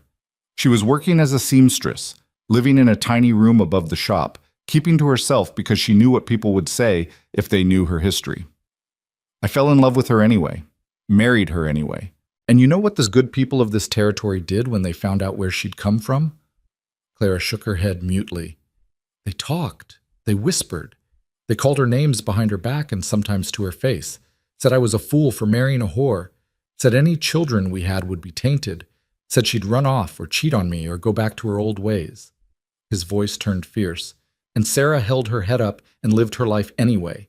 She loved me and our children. She made this house a home, and she proved every single one of those bastards wrong, just by staying and being good and refusing to be ashamed of surviving. Clara's eyes burned. I didn't know. Nobody knows. Not even Thomas and Lily. They're too young to understand, and it's not a story they need yet. Ethan reached out, tilting her chin up so she had to meet his eyes. But you need it. You need to know that I married a woman with a past before. And I'd do it again. Because what matters isn't what was done to you when you were 17 and powerless. What matters is who you are now, what you choose now. I gave up my baby, Clara whispered. I let them take him, and I didn't fight. You were 17, alone and powerless, Ethan said flatly. What were you supposed to do? Storm the gates of wherever they took him? Raise him on the streets? You did what you had to do to survive, Clara. That's not sin. That's strength. The tears came then, hot and unstoppable, 10 years of grief and shame pouring out. Ethan pulled her up from the floor, away from the glass and blood and ruined preserves, and held her while she broke apart. He didn't say it would be all right. He didn't make promises he couldn't keep. He just held her, steady and solid, while everything she'd been holding together finally shattered. When the storm finally passed, Clara pulled back, wiping her face with shaking hands. The detective will still find me. The story will still come out. Maybe. Ethan's voice was grim. But if it does, we'll face it together, as husband and wife. He paused. That is, if you still want to marry me. I'd understand if... Yes. The word came out fierce, desperate. Yes, I want to marry you. I want to stay. I want... Her voice broke. I want to be Clara Cole and put Clara Bennett in the ground where she belongs. Something shifted in Ethan's expression, relief maybe, or something deeper. Then we do it now, today. Clara stared at him. What? We don't wait 2 more weeks for the Reverend. We ride into town today and find someone who can marry us legal, justice of the peace, town clerk, whoever will do it. His jaw set with determination. That way when the detective comes, if he comes, you're my wife, not some woman living in my house. My wife. And anyone who wants to talk about your past will have to go through me first. Ethan, you don't have to. I know I don't have to. He cupped her face in his rough hands. I want to. Clara, I've been half alive for 2 years, just going through motions trying to keep my children from drowning while I drowned right alongside them. And then you came, and you stayed, and you fought for us even when we gave you nothing but hard in return. His thumb brushed away a lingering tear. You think I'm doing you some kind of favor by marrying you? You're saving us, all 3 of us. Clara couldn't speak past the lump in her throat. She just nodded, once, and that was enough. They told the children over lunch, sitting around the kitchen table, that Clara had scrubbed clean of broken glass and strawberries. Lily's face lit up like Christmas morning. Thomas looked suspicious. Why now? The boy asked. Why today instead of when the Reverend comes? Ethan didn't lie to them. He never had. Because sometimes life doesn't go according to plan, and you have to adjust. Miss Clara and I decided we don't want to wait anymore. Is it because of the letter? Thomas's eyes were too knowing. The one that made Miss Clara cry? Clara's breath caught. She'd thought the children hadn't seen, hadn't known. But Thomas saw everything, cataloged everything, protected his family the only way an 8-year-old could, by paying attention. Partly, she said quietly. The letter had some difficult news, but Thomas, your father's right. We don't want to wait. We want to be a family now, today. If that's all right with you. Thomas studied her face for a long moment. Then he looked at his father. Papa, you promise she's staying? Even if the news gets worse? Even if people talk? I promise, Ethan said firmly. Clara's not going anywhere. Not today, not tomorrow, not ever, unless she chooses to leave on her own. And you won't leave? Thomas asked Clara directly. Even if it gets hard? Clara thought of everything she'd run from in her life. The shame in Boston, the whispers, the jobs that let her go when they learned her history. The endless string of places where she'd never quite belonged. She thought of the baby she'd held for 4 hours 10 years ago, the son she'd never stopped mourning, the piece of her heart that was still missing and always would be. And then she looked at Thomas with his fierce protectiveness, and Lily with her hopeful eyes, and Ethan with his quiet strength, and she made the only promise she'd ever been certain she could keep. I won't leave, she said, even when it's hard, especially when it's hard. I promise. Thomas nodded slowly. Okay, then. Okay? Lily bounced in her chair. We're getting married today? Can I wear my Sunday dress? Can Thomas give you away like in the stories? Clara almost laughed, the first laugh she'd managed since seeing that letter. I'd be honored if Thomas would give me away. The boy's face did something complicated, pleasure and embarrassment warring for dominance. I guess I could, he muttered, if you really want. I really want. They left within the hour. Ethan drove the wagon with Clara beside him, both children in the back chattering about weddings and family and what they should call Clara now. Mrs. Cole seemed too formal. Mama felt wrong when Sarah's memory was still so fresh. In the end, Lily decided on Mama Clara, and Thomas grudgingly agreed it would do. The ride to Clearwater took 2 hours over roads that were more suggestion than actual path. Clara used the time to compose herself, to push down the fear and focus on what was in front of her. She was getting married today. Married. To a good man who knew her worst secret and wanted her anyway.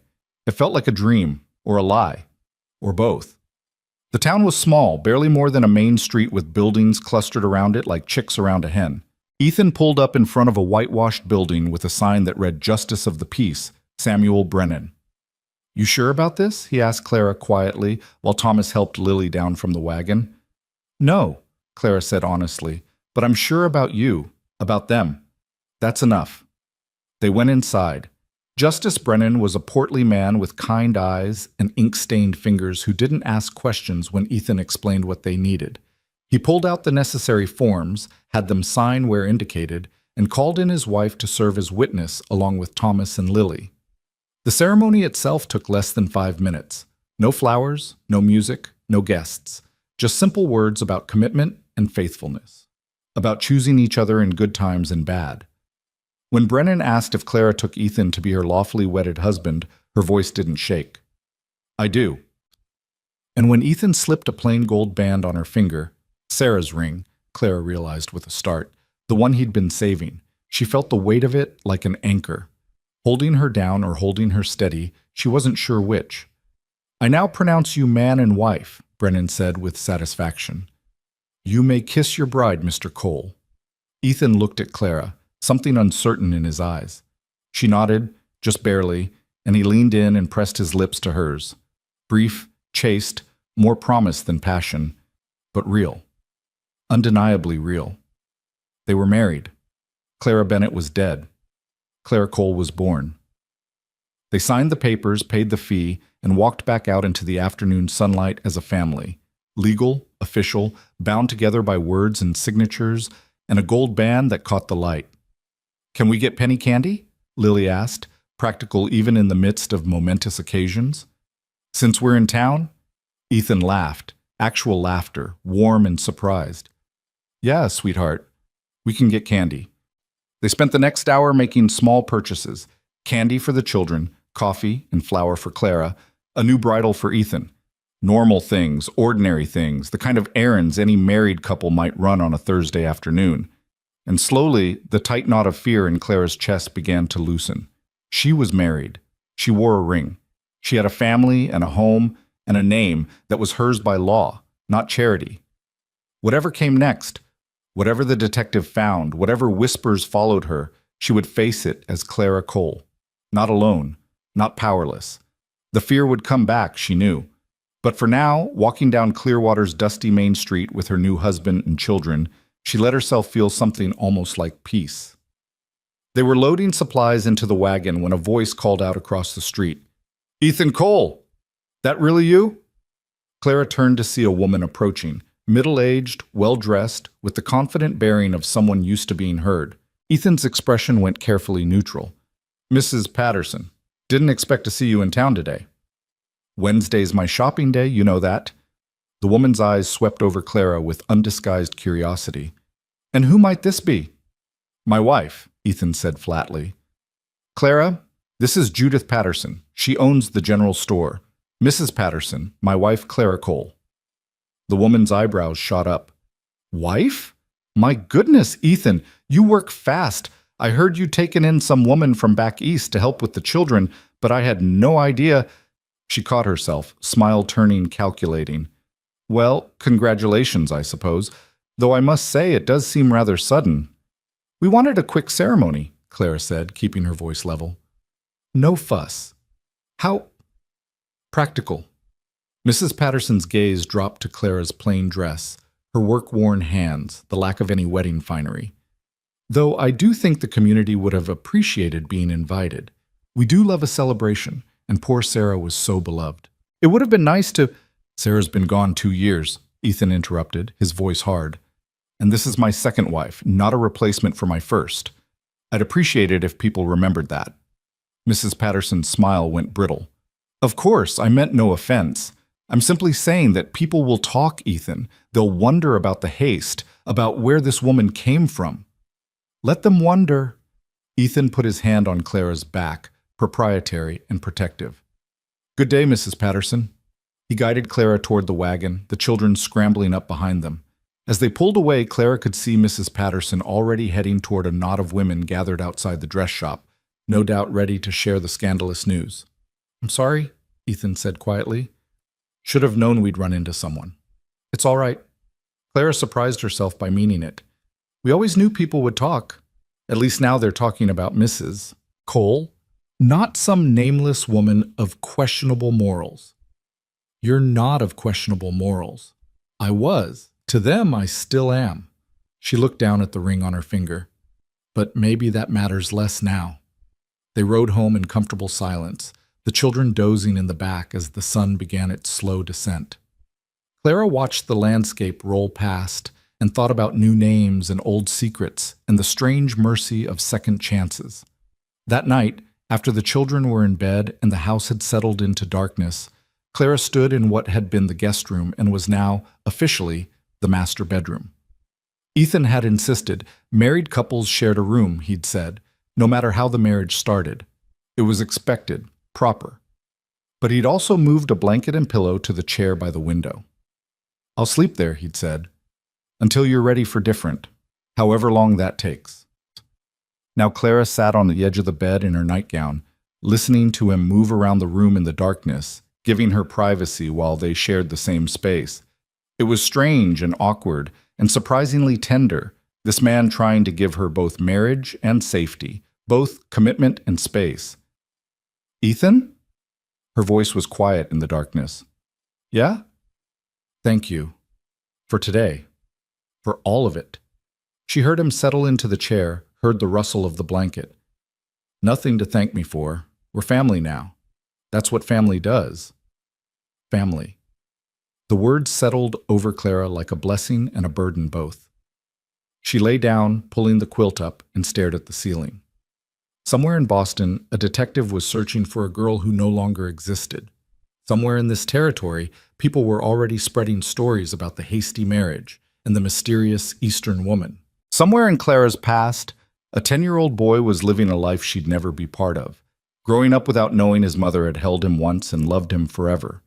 But here, in this room, in this house, on this ranch, at the edge of everything, here she was, Clara Cole, wife, almost mother, woman choosing to stay. It would have to be enough. It would be enough. She closed her eyes and let sleep come, and for the first time in 10 years she didn't dream of her lost son. She dreamed of tomorrow, and the day after, and all the tomorrows stretching ahead like an open road she'd finally found the courage to walk. The detective came 6 weeks later, on a cold October morning when the first snow was threatening in the mountains. Clara was kneading bread when she saw the unfamiliar horse approaching, a fine animal, too fine for a casual visitor. Her hand stilled in the dough, her heart climbing into her throat. She didn't call for Ethan, didn't run, just wiped her hands clean and walked to the door, opening it before the man could knock. He was younger than she'd expected, well-dressed in a city suit that looked absurd against the Wyoming landscape. His eyes were sharp, calculating, the kind that missed nothing. "Mrs. Cole?" He removed his hat. "My name is Daniel Webster. I'm a private investigator from Boston, and I'd like to ask you a few questions about your past." Clara's voice came out steady despite the fear clawing at her insides. "I assumed you'd find me eventually. Mr. Haversham is very thorough, I imagine." Webster's eyebrows rose slightly. "You know why I'm here, then?" "My sister wrote to warn me. Come in, Mr. Webster. If we're going to discuss ancient history, we might as well be civilized about it." She led him into the kitchen, poured coffee she'd just made, and sat across from him at the table where she'd fed her family breakfast an hour ago, where she'd promised Lily they'd make sugar cookies later, where Thomas had grudgingly admitted his arithmetic was getting easier with her help. "Where's your husband?" Webster asked, pulling out a small notebook. "Working. He'll be back soon enough." Clara wrapped her hands around her own coffee cup. "Ask your questions, Mr. Webster. I'm not running from this." He studied her for a moment, as if recalibrating his approach. "Very well. 10 years ago, you gave birth to a son at the Mercy Home for Unwed Mothers in Boston. The father was recorded as unknown, but we have reason to believe it was Jonathan Haversham, Jr. "It was. No point denying it now. He told me he loved me, that we'd marry after he finished at Harvard, that his family would accept me once they saw how devoted we were." Clara's laugh was bitter. "I was 17 and stupid enough to believe him." "And the child?" "Taken 4 hours after birth. I was told he'd go to a good family, that I'd done the right thing, that a girl in my position couldn't possibly raise a child alone." The old grief rose up, familiar as breathing. "I never even knew his name. The family they gave him to, whoever they were supposed to change it anyway." Webster made notes, his pen scratching across paper. The Haversham family wants to know what became of the child, whether he's alive, where he is now. Mrs. Haversham, Jonathan's widow, is quite insistent. Why? Clara's voice sharpened. Jonathan's dead. What does it matter now? Jonathan left a substantial estate. If there's a legitimate heir, there's nothing legitimate about a bastard born to a factory girl, Clara interrupted. You know that. I know that. The Havershams certainly know that. Nevertheless, Webster flipped a page, they want answers, and they're prepared to be generous if you cooperate. The word hung in the air like bait on a hook. Clara thought about the ranch, about how hard Ethan worked, about the lean years and tight money and all the things that cash could ease. She thought about what generous might mean to a family like the Havershams, enough to secure Thomas's and Lily's futures, to expand the ranch, to stop worrying about every penny. Then she thought about the price of that generosity. The strings attached, the way powerful families collected debts and called them in when convenient. I don't have any answers to give you, she said quietly. The matron at the home handled the adoption. I signed papers. I was told I had to, that it was legal requirement, but I never saw where the child went. Never knew the family's name. I was unconscious from laudanum when they took him, and when I woke, he was gone. But you could try to find out. The records might still exist. No. Clara's voice turned to iron. I gave up my son 10 years ago because I had no choice. I won't disturb his life now because his father's family suddenly developed a conscience or a concern about their legacy. That boy, whoever he is, wherever he is, he has a family. People who've raised him, loved him, given him everything I couldn't. I won't destroy that for money or answers or to satisfy the curiosity of people who never cared about him in the first place. Webster leaned back, reassessing. The Havershams could make your life difficult, Mrs. Cole. They have resources, connections. If you're not cooperative... The door opened. Ethan stood there, Thomas beside him, both of them dusty from morning work. Ethan's eyes went from Clara to Webster, reading the situation instantly. You must be the detective, he said flatly. Wondered when you'd show up. Webster stood, offering his hand. Daniel Webster, I'm here on behalf... I know who you're here for. Ethan ignored the offered hand. And I'll tell you what my wife just did. We're not interested in your employer's money or their questions. The child Clara gave up 10 years ago deserves to live his life in peace. We won't help you find him. Mr. Cole, I understand your protective instinct, but this is a legal matter. No, it's not. Ethan moved to stand beside Clara, his hand resting on her shoulder. It's a rich family trying to ease their guilt or protect their fortune, and they're willing to tear apart a 10-year-old boy's life to do it. We won't be part of that. Webster's expression hardened. The Havershams could pursue this through the courts, force the adoption records open. They have the resources and the determination. Let them try. Clara stood, drawing strength from Ethan's solid presence beside her. I gave up my legal rights to that child the day he was born. I have no claim on him, and neither do the Havershams. Jonathan never acknowledged the pregnancy, never provided support, never even admitted the child was his. His family has no legal standing, and any judge with sense will see this for what it is, a wealthy family trying to control a situation that's no longer theirs to control. You seem very certain of that, Webster observed. I've had 10 years to think about it, Clara said quietly. 10 years to live with what I did, to accept it, to understand that sometimes the most loving thing you can do is let go. Her voice strengthened. I let go. The Havershams need to do the same. Webster gathered his papers slowly, his expression unreadable. I'll relay your position to my employers, but Mrs. Cole, you should know, Jonathan's widow found letters. Love letters you wrote, talking about the baby, about wanting to keep him. She's quite sympathetic, actually, thinks you were wronged, that you deserve to know what happened to your son. The words hit Clara like a fist. She'd written those letters in the maternity home, desperate and scared and grieving, pouring out her heart to a man who'd never responded. She'd thought they were lost, destroyed, forgotten, like everything else from that terrible year. Mrs. Haversham's sympathy comes 10 years too late, Clara managed. And if she truly cared about what I deserve, she'd leave me in peace to build the life I have now. Thomas, who'd been silent until now, stepped forward. His young face was fierce. You need to leave. Miss Clara, Mama Clara, she's ours now. She doesn't belong to you or those Boston people. She belongs here. Webster looked at the boy, something shifting in his expression. You care about her very much, don't you? She's my mother, Thomas said simply. Not the one who birthed me, but the one who stays. That's what matters. The detective's pen stilled. What did you say? Ethan's hand tightened on Clara's shoulder. When he spoke, his voice carried a warning. My children are adopted, Mr. Webster, both of them. Their birth parents couldn't or wouldn't keep them, so my late wife and I took them in. Gave them our name, our home, our love. They're ours in every way that matters. Webster stared at Thomas, then at Lily, who'd appeared in the doorway. His face did something complicated, surprise, understanding, and what might have been respect. I see, he said slowly. That's quite remarkable, actually. He closed his notebook. Mrs. Cole, if I may, have you told your children about your son, about what happened to you? No, Clara's voice was firm. That's my grief to carry, not theirs. They know I understand loss, that I know what it means to be separated from someone you love. That's enough. Is it? Webster challenged. Because from where I'm standing, you've built a life that mirrors exactly what you couldn't give your own child. A home, a family, parents who choose to stay.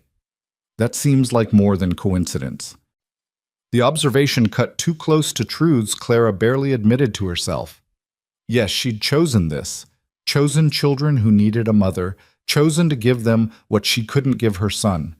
Chosen to pour all the love she'd had nowhere to put into Thomas and Lily and this broken family that was slowly healing. Maybe it's not coincidence, she said quietly. Maybe it's penance or redemption or just the universe's way of giving me a second chance to get it right. She met Webster's eyes. But whatever it is, it's mine. My choice, my family, my life. The Havershams don't get to take that from me. Webster was quiet for a long moment. Then he tucked his notebook away and picked up his hat.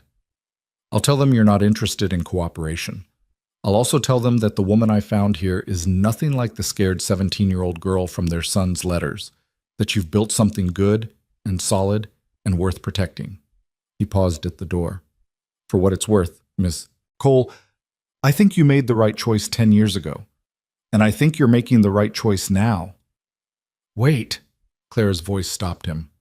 The letters Mrs. Haversham found, what will she do with them? I don't know. That's not my decision.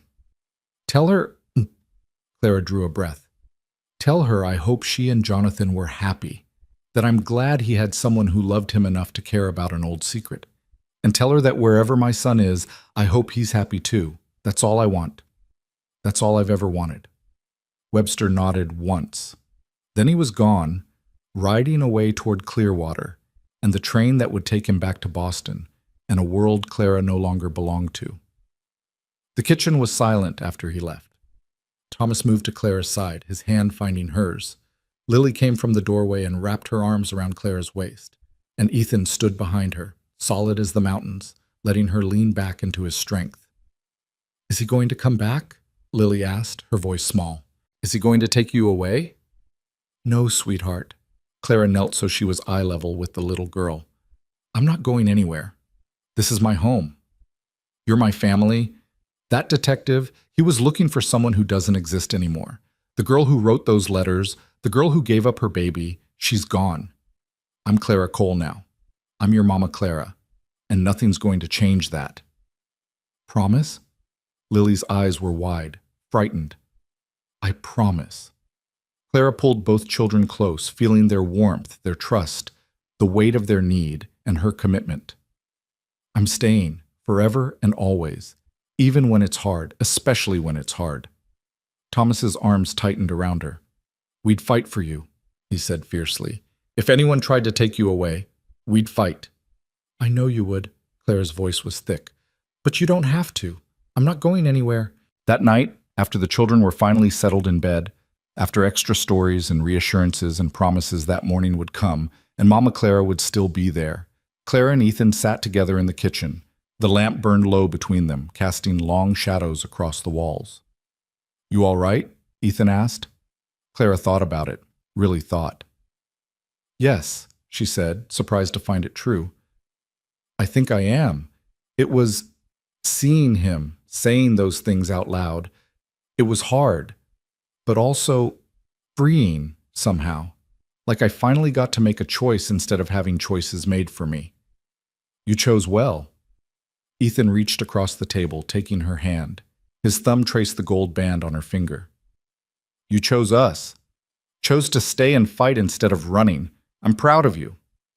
The words broke something open in Clara's chest. She'd spent so long believing she was weak that giving up her son had been proof of her fundamental failure as a woman.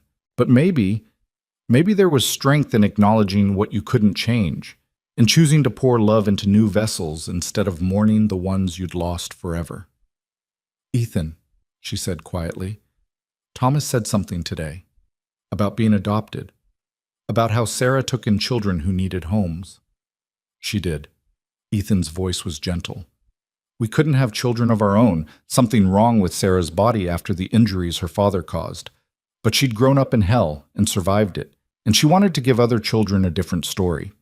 So we started taking in babies from the unwed mothers' homes, from women who couldn't keep them. Thomas came to us when he was 2 days old, Lily when she was 6 months. Clara's breath caught. "They don't know. Not yet. We planned to tell them when they were older, when they could understand, but maybe—" Ethan paused, searching for words. "Maybe it's time. Maybe knowing their own story would help them understand yours. Help them see that families aren't just about blood. They're about who stays." That's what Thomas said. Almost those exact words. Clara's eyes burned. Who taught him that? Sarah. She used to say it all the time. Love is in the staying, not the starting. Ethan's voice roughened. She'd like you, Clara. She'd appreciate how you've honored her memory while making your own place here. How you've loved her children like they were always meant to be yours. They feel like mine, Clara whispered. Is that wrong? To love them like that when I don't have the right? You have every right. Ethan stood, coming around the table to pull her up and into his arms. You're their mother now. You've earned that through every meal you've cooked, every nightmare you've soothed, every moment you've shown up when it would have been easier to leave. That's what makes you their mother, not biology, choice. Yours and theirs. Clara buried her face against his shoulder and let herself cry.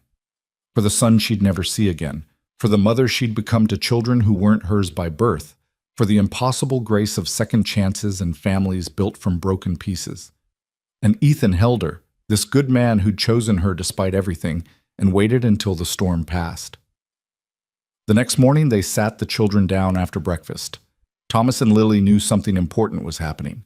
They could read it in the careful way Ethan and Clara arranged themselves at the table, in the serious set of their father's jaw. Are you leaving? Lily blurted, her eyes already filling with tears. No, sweetheart. Clara took the little girl's hand. Nobody's leaving, but your papa and I need to tell you something important, something about your own stories. Ethan took over, his voice steady but gentle. He told them about Sarah's childhood, about the horrors she'd survived, and the decision she'd made to save other children from similar fates. He told them about the adoption, about how they'd been chosen and wanted and loved from the very first moment.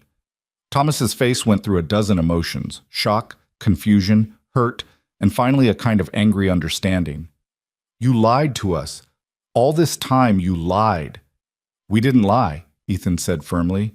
We just didn't tell you everything yet. You're our children, Thomas. That's not a lie. That's the truest thing I know. But my real mother, Thomas's voice cracked. Where is she? Who is she? Clara spoke then, her voice soft but certain. Your real mother is the woman who raised you, who loved you, who sang you to sleep when you were scared and taught you right from wrong. Sarah was your real mother. Biology is just biology. It's nothing compared to love and time and choosing to stay. Like you chose to stay, Lily said slowly, understanding dawning, even though we're not your real children either. You are my real children, Clara said fiercely. You're the children I choose every single day, the ones I love, the ones I worry about, the ones I'd fight the whole world to protect. That makes you mine in every way that matters. Thomas was quiet for a long time, his young face working through concepts too big for 8 years old. Finally, he looked up at Clara. That baby you had, the one the detective asked about, is that why you know how to? He stopped, struggling. Is that why you understand? Clara's throat closed. She nodded. Yes, I had a son, and I gave him up because I couldn't keep him safe, because I was 17 and alone and powerless. It's the worst thing that ever happened to me, Thomas. The thing I regret most in my whole life. But it taught me something important. What? His eyes were fierce, demanding honesty. That loving someone means wanting what's best for them, even when it breaks your heart, even when it costs you everything. Claire's voice strengthened. I gave up my son so he could have a better life than I could give him. Your birth mothers gave you up for the same reason. And now you're here, with us, building a life that's good and safe and full of people who love you. That's what matters. Not who started your story, but who's here for the middle and the end. Lily crawled into Clara's lap, tucking her head under Clara's chin. I'm glad you're here for our middle, she said softly, even if you couldn't be there for his. The simple grace of it broke Clara completely. She held Lily close and reached for Thomas, who came grudgingly, awkwardly, but came nonetheless. Ethan wrapped his arms around all of them, and they sat like that for a long time. A family built from loss and choice and the stubborn determination to love, despite every reason not to. Later, when the children were outside playing, Ethan found Clara at the kitchen window watching them. You did good, he said, telling them the truth, helping them understand. I hope so. Clara leaned into his warmth. It's strange, isn't it? How grief and grace get all tangled up sometimes. I lost my son and found yours. I gave up one family and built another. It doesn't erase the pain, but it redeems it, Ethan finished. Gives it meaning. Makes the suffering count for something. Yes. Clara turned to face him. Ethan, when we got married, you slept in the chair. You've been sleeping in the chair for 6 weeks. He went still. Didn't want to push, figured you'd let me know when you were ready for different. I'm ready. She said it simply, without drama or seduction. I'm your wife. You're my husband. I want... She paused, searching for words. I want all of it. The full marriage. The real partnership. I want to build this life with you completely, not with one foot still in the past. Something shifted in Ethan's expression. Heat and tenderness, and something deeper that Clara was just beginning to recognize as love. Not the desperate, foolish love of her 17-year-old self, but something steadier, stronger, built on respect and shared struggle and the daily choice to stay. Tonight then, he said quietly, we start the rest of our life, the real one. Clara nodded. Tonight.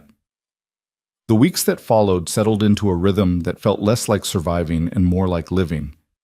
Clara woke each morning beside Ethan, his warmth steady and reassuring. She made breakfast while he did morning chores, taught the children their lessons after lunch, worked alongside him in the evenings preparing for winter. Small, ordinary moments that added up to something like happiness. The gossip from town reached them occasionally. Whispers about the hasty marriage, speculation about what Clara was hiding, questions about why such a plain woman had snagged a decent man. Clara learned to let it roll off her back. Let them talk. She had more important things to worry about than the opinions of strangers. In November, a letter came from Boston. Clara's hands shook as she opened it, but it wasn't from the detective or the Haversham family. It was from Margaret. Clara, the detective came back. He told the Havershams you wouldn't cooperate, that you'd built a new life and wanted to be left alone. Mrs. Haversham was furious at first, but then something strange happened. She came to see me, brought Jonathan's letters, the ones you wrote, said she'd been reading them, trying to understand what her husband had done. She asked me about you, about what happened after. I told her the truth, that you'd been destroyed by it, that you'd worked yourself to exhaustion in factories for years, that you'd finally fled west to escape the shame. She cried, Clara.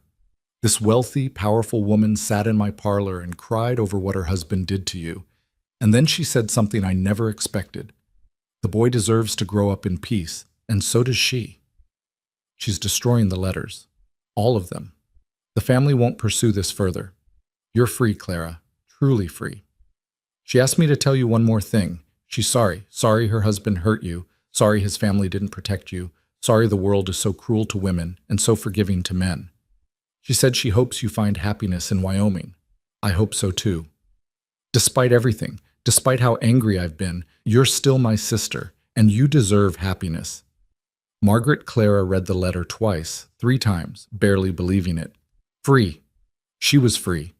The past wouldn't reach out and destroy her. The Havershams wouldn't tear apart her son's life seeking answers that wouldn't change anything. She could simply be Clara Cole, wife and mother and woman, building a life in Wyoming without fear of destruction from Boston. She showed the letter to Ethan that night. He read it silently, then pulled her close. "It's over," he said. "Yes." Clara's voice was thick with relief and residual fear, and something that felt almost like forgiveness. Not for what had been done to her, but for her own perceived failures. "It's over." "How do you feel?" Clara thought about it, really thought. "Lighter," she said finally. "Like I've been carrying a weight for so long I forgot it was there, and suddenly it's gone. I can breathe all the way down." "Good." Ethan kissed her forehead. "You deserve that. You deserve to breathe." Winter came hard that year, snow piling high and wind screaming down from the mountains. They were trapped inside for days at a time, the 4 of them huddled close in the warmth of the house. Clara taught the children to read and write and figure numbers. Ethan taught them to play chess and told stories about his own childhood. They played games and sang songs and occasionally drove each other half mad with proximity. And through it all, they learned each other. The way Thomas pretended to be tough but cried at sad stories. How Lily was braver than she looked, willing to face her fears when it mattered. The way Ethan's silence wasn't coldness but thoughtfulness, and how his quiet praise meant more than anyone's loud approval. The way Clara's anxiety manifested in compulsive cleaning, and how she needed to talk through her fears to diffuse them. They learned to fight fair and forgive fast, to say sorry and mean it, to ask for what they needed instead of expecting the others to guess. They became, slowly and imperfectly, a family. On Christmas morning, Clara woke to find Ethan already up, building the fire. She came to stand beside him, wrapping her arms around his waist from behind. "Merry Christmas," she murmured. "Merry Christmas, wife." He turned, pulling her close. "You happy?" Clara thought about the girl she'd been a year ago, broken, scared, convinced she didn't deserve good things. She thought about the woman she was becoming, stronger, braver, learning to accept love instead of flinching from it. "Yes," she said, "I'm happy." The children thundered downstairs then, excited about the small gifts Clara and Ethan had managed, new books, candy, a doll for Lily, and a pocket knife for Thomas. Simple things, but given with love, received with joy. After breakfast, while the children played with their gifts, Ethan pulled Clara aside. "I have something for you," he said quietly. He handed her a small wooden box, hand-carved and polished smooth. Inside was a photograph. Not new, the edges worn but carefully preserved. A woman with kind eyes and a soft smile, holding a baby. Sarah, Clara realized. Sarah with infant Thomas. "I wanted you to have it," Ethan said, "so you'd know her, so she'd be part of this family, part of what we're building. She'd want that, I think. Would want the children to remember her, but also to love you. Both, not either or." Clara's eyes burned. She studied Sarah's face, the woman who'd come before her, who'd built this family from broken pieces, who'd taught her children that love was in the staying, the woman whose legacy Clara was trying to honor while carving out her own space. "Thank you," she whispered. "I'll treasure this." "There's more." Ethan drew a breath. "I want to tell you something I should have said weeks ago. Clara, I love you, not the way I loved Sarah. That was different. We grew up together, built everything from nothing. This is..." He struggled for words. "You came into our lives when we were drowning, and you didn't just save us. You became part of us. You're my partner, my friend, my wife in truth, and not just law." I love you, Clara. And I wanted you to know. The words hit Clara like sunlight breaking through clouds. She'd hoped, suspected, but hadn't dared to believe that this quiet, steady man could love her, broken, scarred, complicated her. I love you too, she said, the words coming easier than she'd expected. I didn't think I could, after everything. But I do. I love you and the children and this life we're building. I love, her voice caught. I love being chosen, being wanted, being home. Ethan kissed her then, deep and sure, and Clara kissed him back with everything she had, gratitude and passion and commitment and the fierce determination to make this work, to be worthy of this second chance. When they broke apart, Thomas was standing in the doorway, trying to look disgusted but unable to hide his small smile. You two are being mushy, he announced. Yes, Clara agreed, laughing. Yes, we are. It's weird. Get used to it, Ethan said, pulling Clara close. Your mother and I planned to be mushy for a very long time. Thomas wrinkled his nose but came forward anyway, drawn by the warmth and security of parents who loved each other and him. Lily followed, and soon they were all tangled together on the sofa, a knot of arms and laughter and belonging. Later that evening, when the children were finally asleep and the house was quiet, Clara stood at the window looking out at the snow-covered ranch. The mountains rose black against the star-filled sky, and the world felt enormous and full of possibility. Ethan came to stand beside her, his arm around her waist. What are you thinking? He asked. Clara thought about the question, thought about the girl she'd been, desperate and alone on a train platform, certain she was the wrong choice, the wrong woman, the one who'd be sent back the moment someone realized the mistake. She thought about the woman she was now, wife, mother, partner, in a life she'd helped build from grief and determination. I'm thinking, she said slowly, that maybe there's no such thing as the wrong person in the right place. Maybe we're all just broken pieces that fit together in ways we don't expect. Maybe, she paused, finding the right words. Maybe the wrong girl became the right woman by choosing to stay when staying was hardest. You did choose right, Ethan said quietly. And so did I. That day on the platform, when I looked at you and knew, that was the best choice I ever made. Clara leaned into his strength, feeling the gold band on her finger, the weight of promises kept and still being kept. She thought of her son, 10 years old now, living his own life with his own family. She hoped he was happy, hoped he was loved, hoped he never felt the holes in his history the way she felt the hole in her heart. But she also knew, with a certainty that came from hard-won wisdom, that love didn't diminish by being divided. She could love the son she'd lost and the children she'd found, could grieve one family and build another, could carry scars and still be whole. We should go to bed, she said finally. Morning comes early. It does. Ethan turned her to face him, his hands gentle on her face.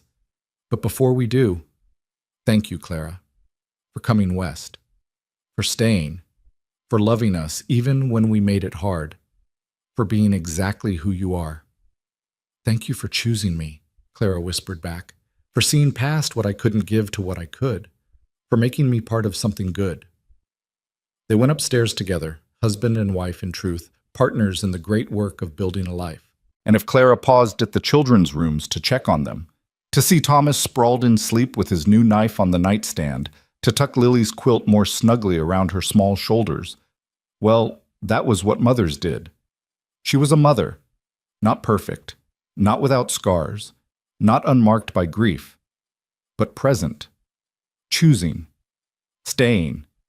And in the morning, she would wake beside her husband and make breakfast for her children and continue the work of living, not perfectly, but honestly, not without pain, but with purpose, not erasing the past, but building a future that honored both grief and grace. The wrong girl had come to Wyoming on a train full of fear and desperation. But Clara Cole, wife, mother, woman who'd learned that staying was its own kind of courage, she was exactly right, exactly where she belonged, exactly who she was meant to become. And that, finally, was enough. Years later, when people asked how Clara and Ethan met, she would smile and say simply, "He ordered exactly what he needed, and I arrived exactly when he needed it. Everything else was just details." And Ethan would add, his hand finding hers, I ordered right. It became their story, worn smooth with retelling. The children would roll their eyes at the familiar words, but smile anyway, secure in the knowledge of being chosen, of belonging to people who'd fought to build something good from broken pieces. And on quiet nights, when the house was still and the children long grown, Clara would sometimes stand at that same window and look out at the Wyoming sky and think of all the roads she'd traveled to get here. The wrong turns that became right ones, the mistakes that became mercies, the girl who'd given up everything and the woman who'd found everything by learning, finally, to stay. She'd been the wrong girl once, but she'd become exactly the right woman. And that made all the difference.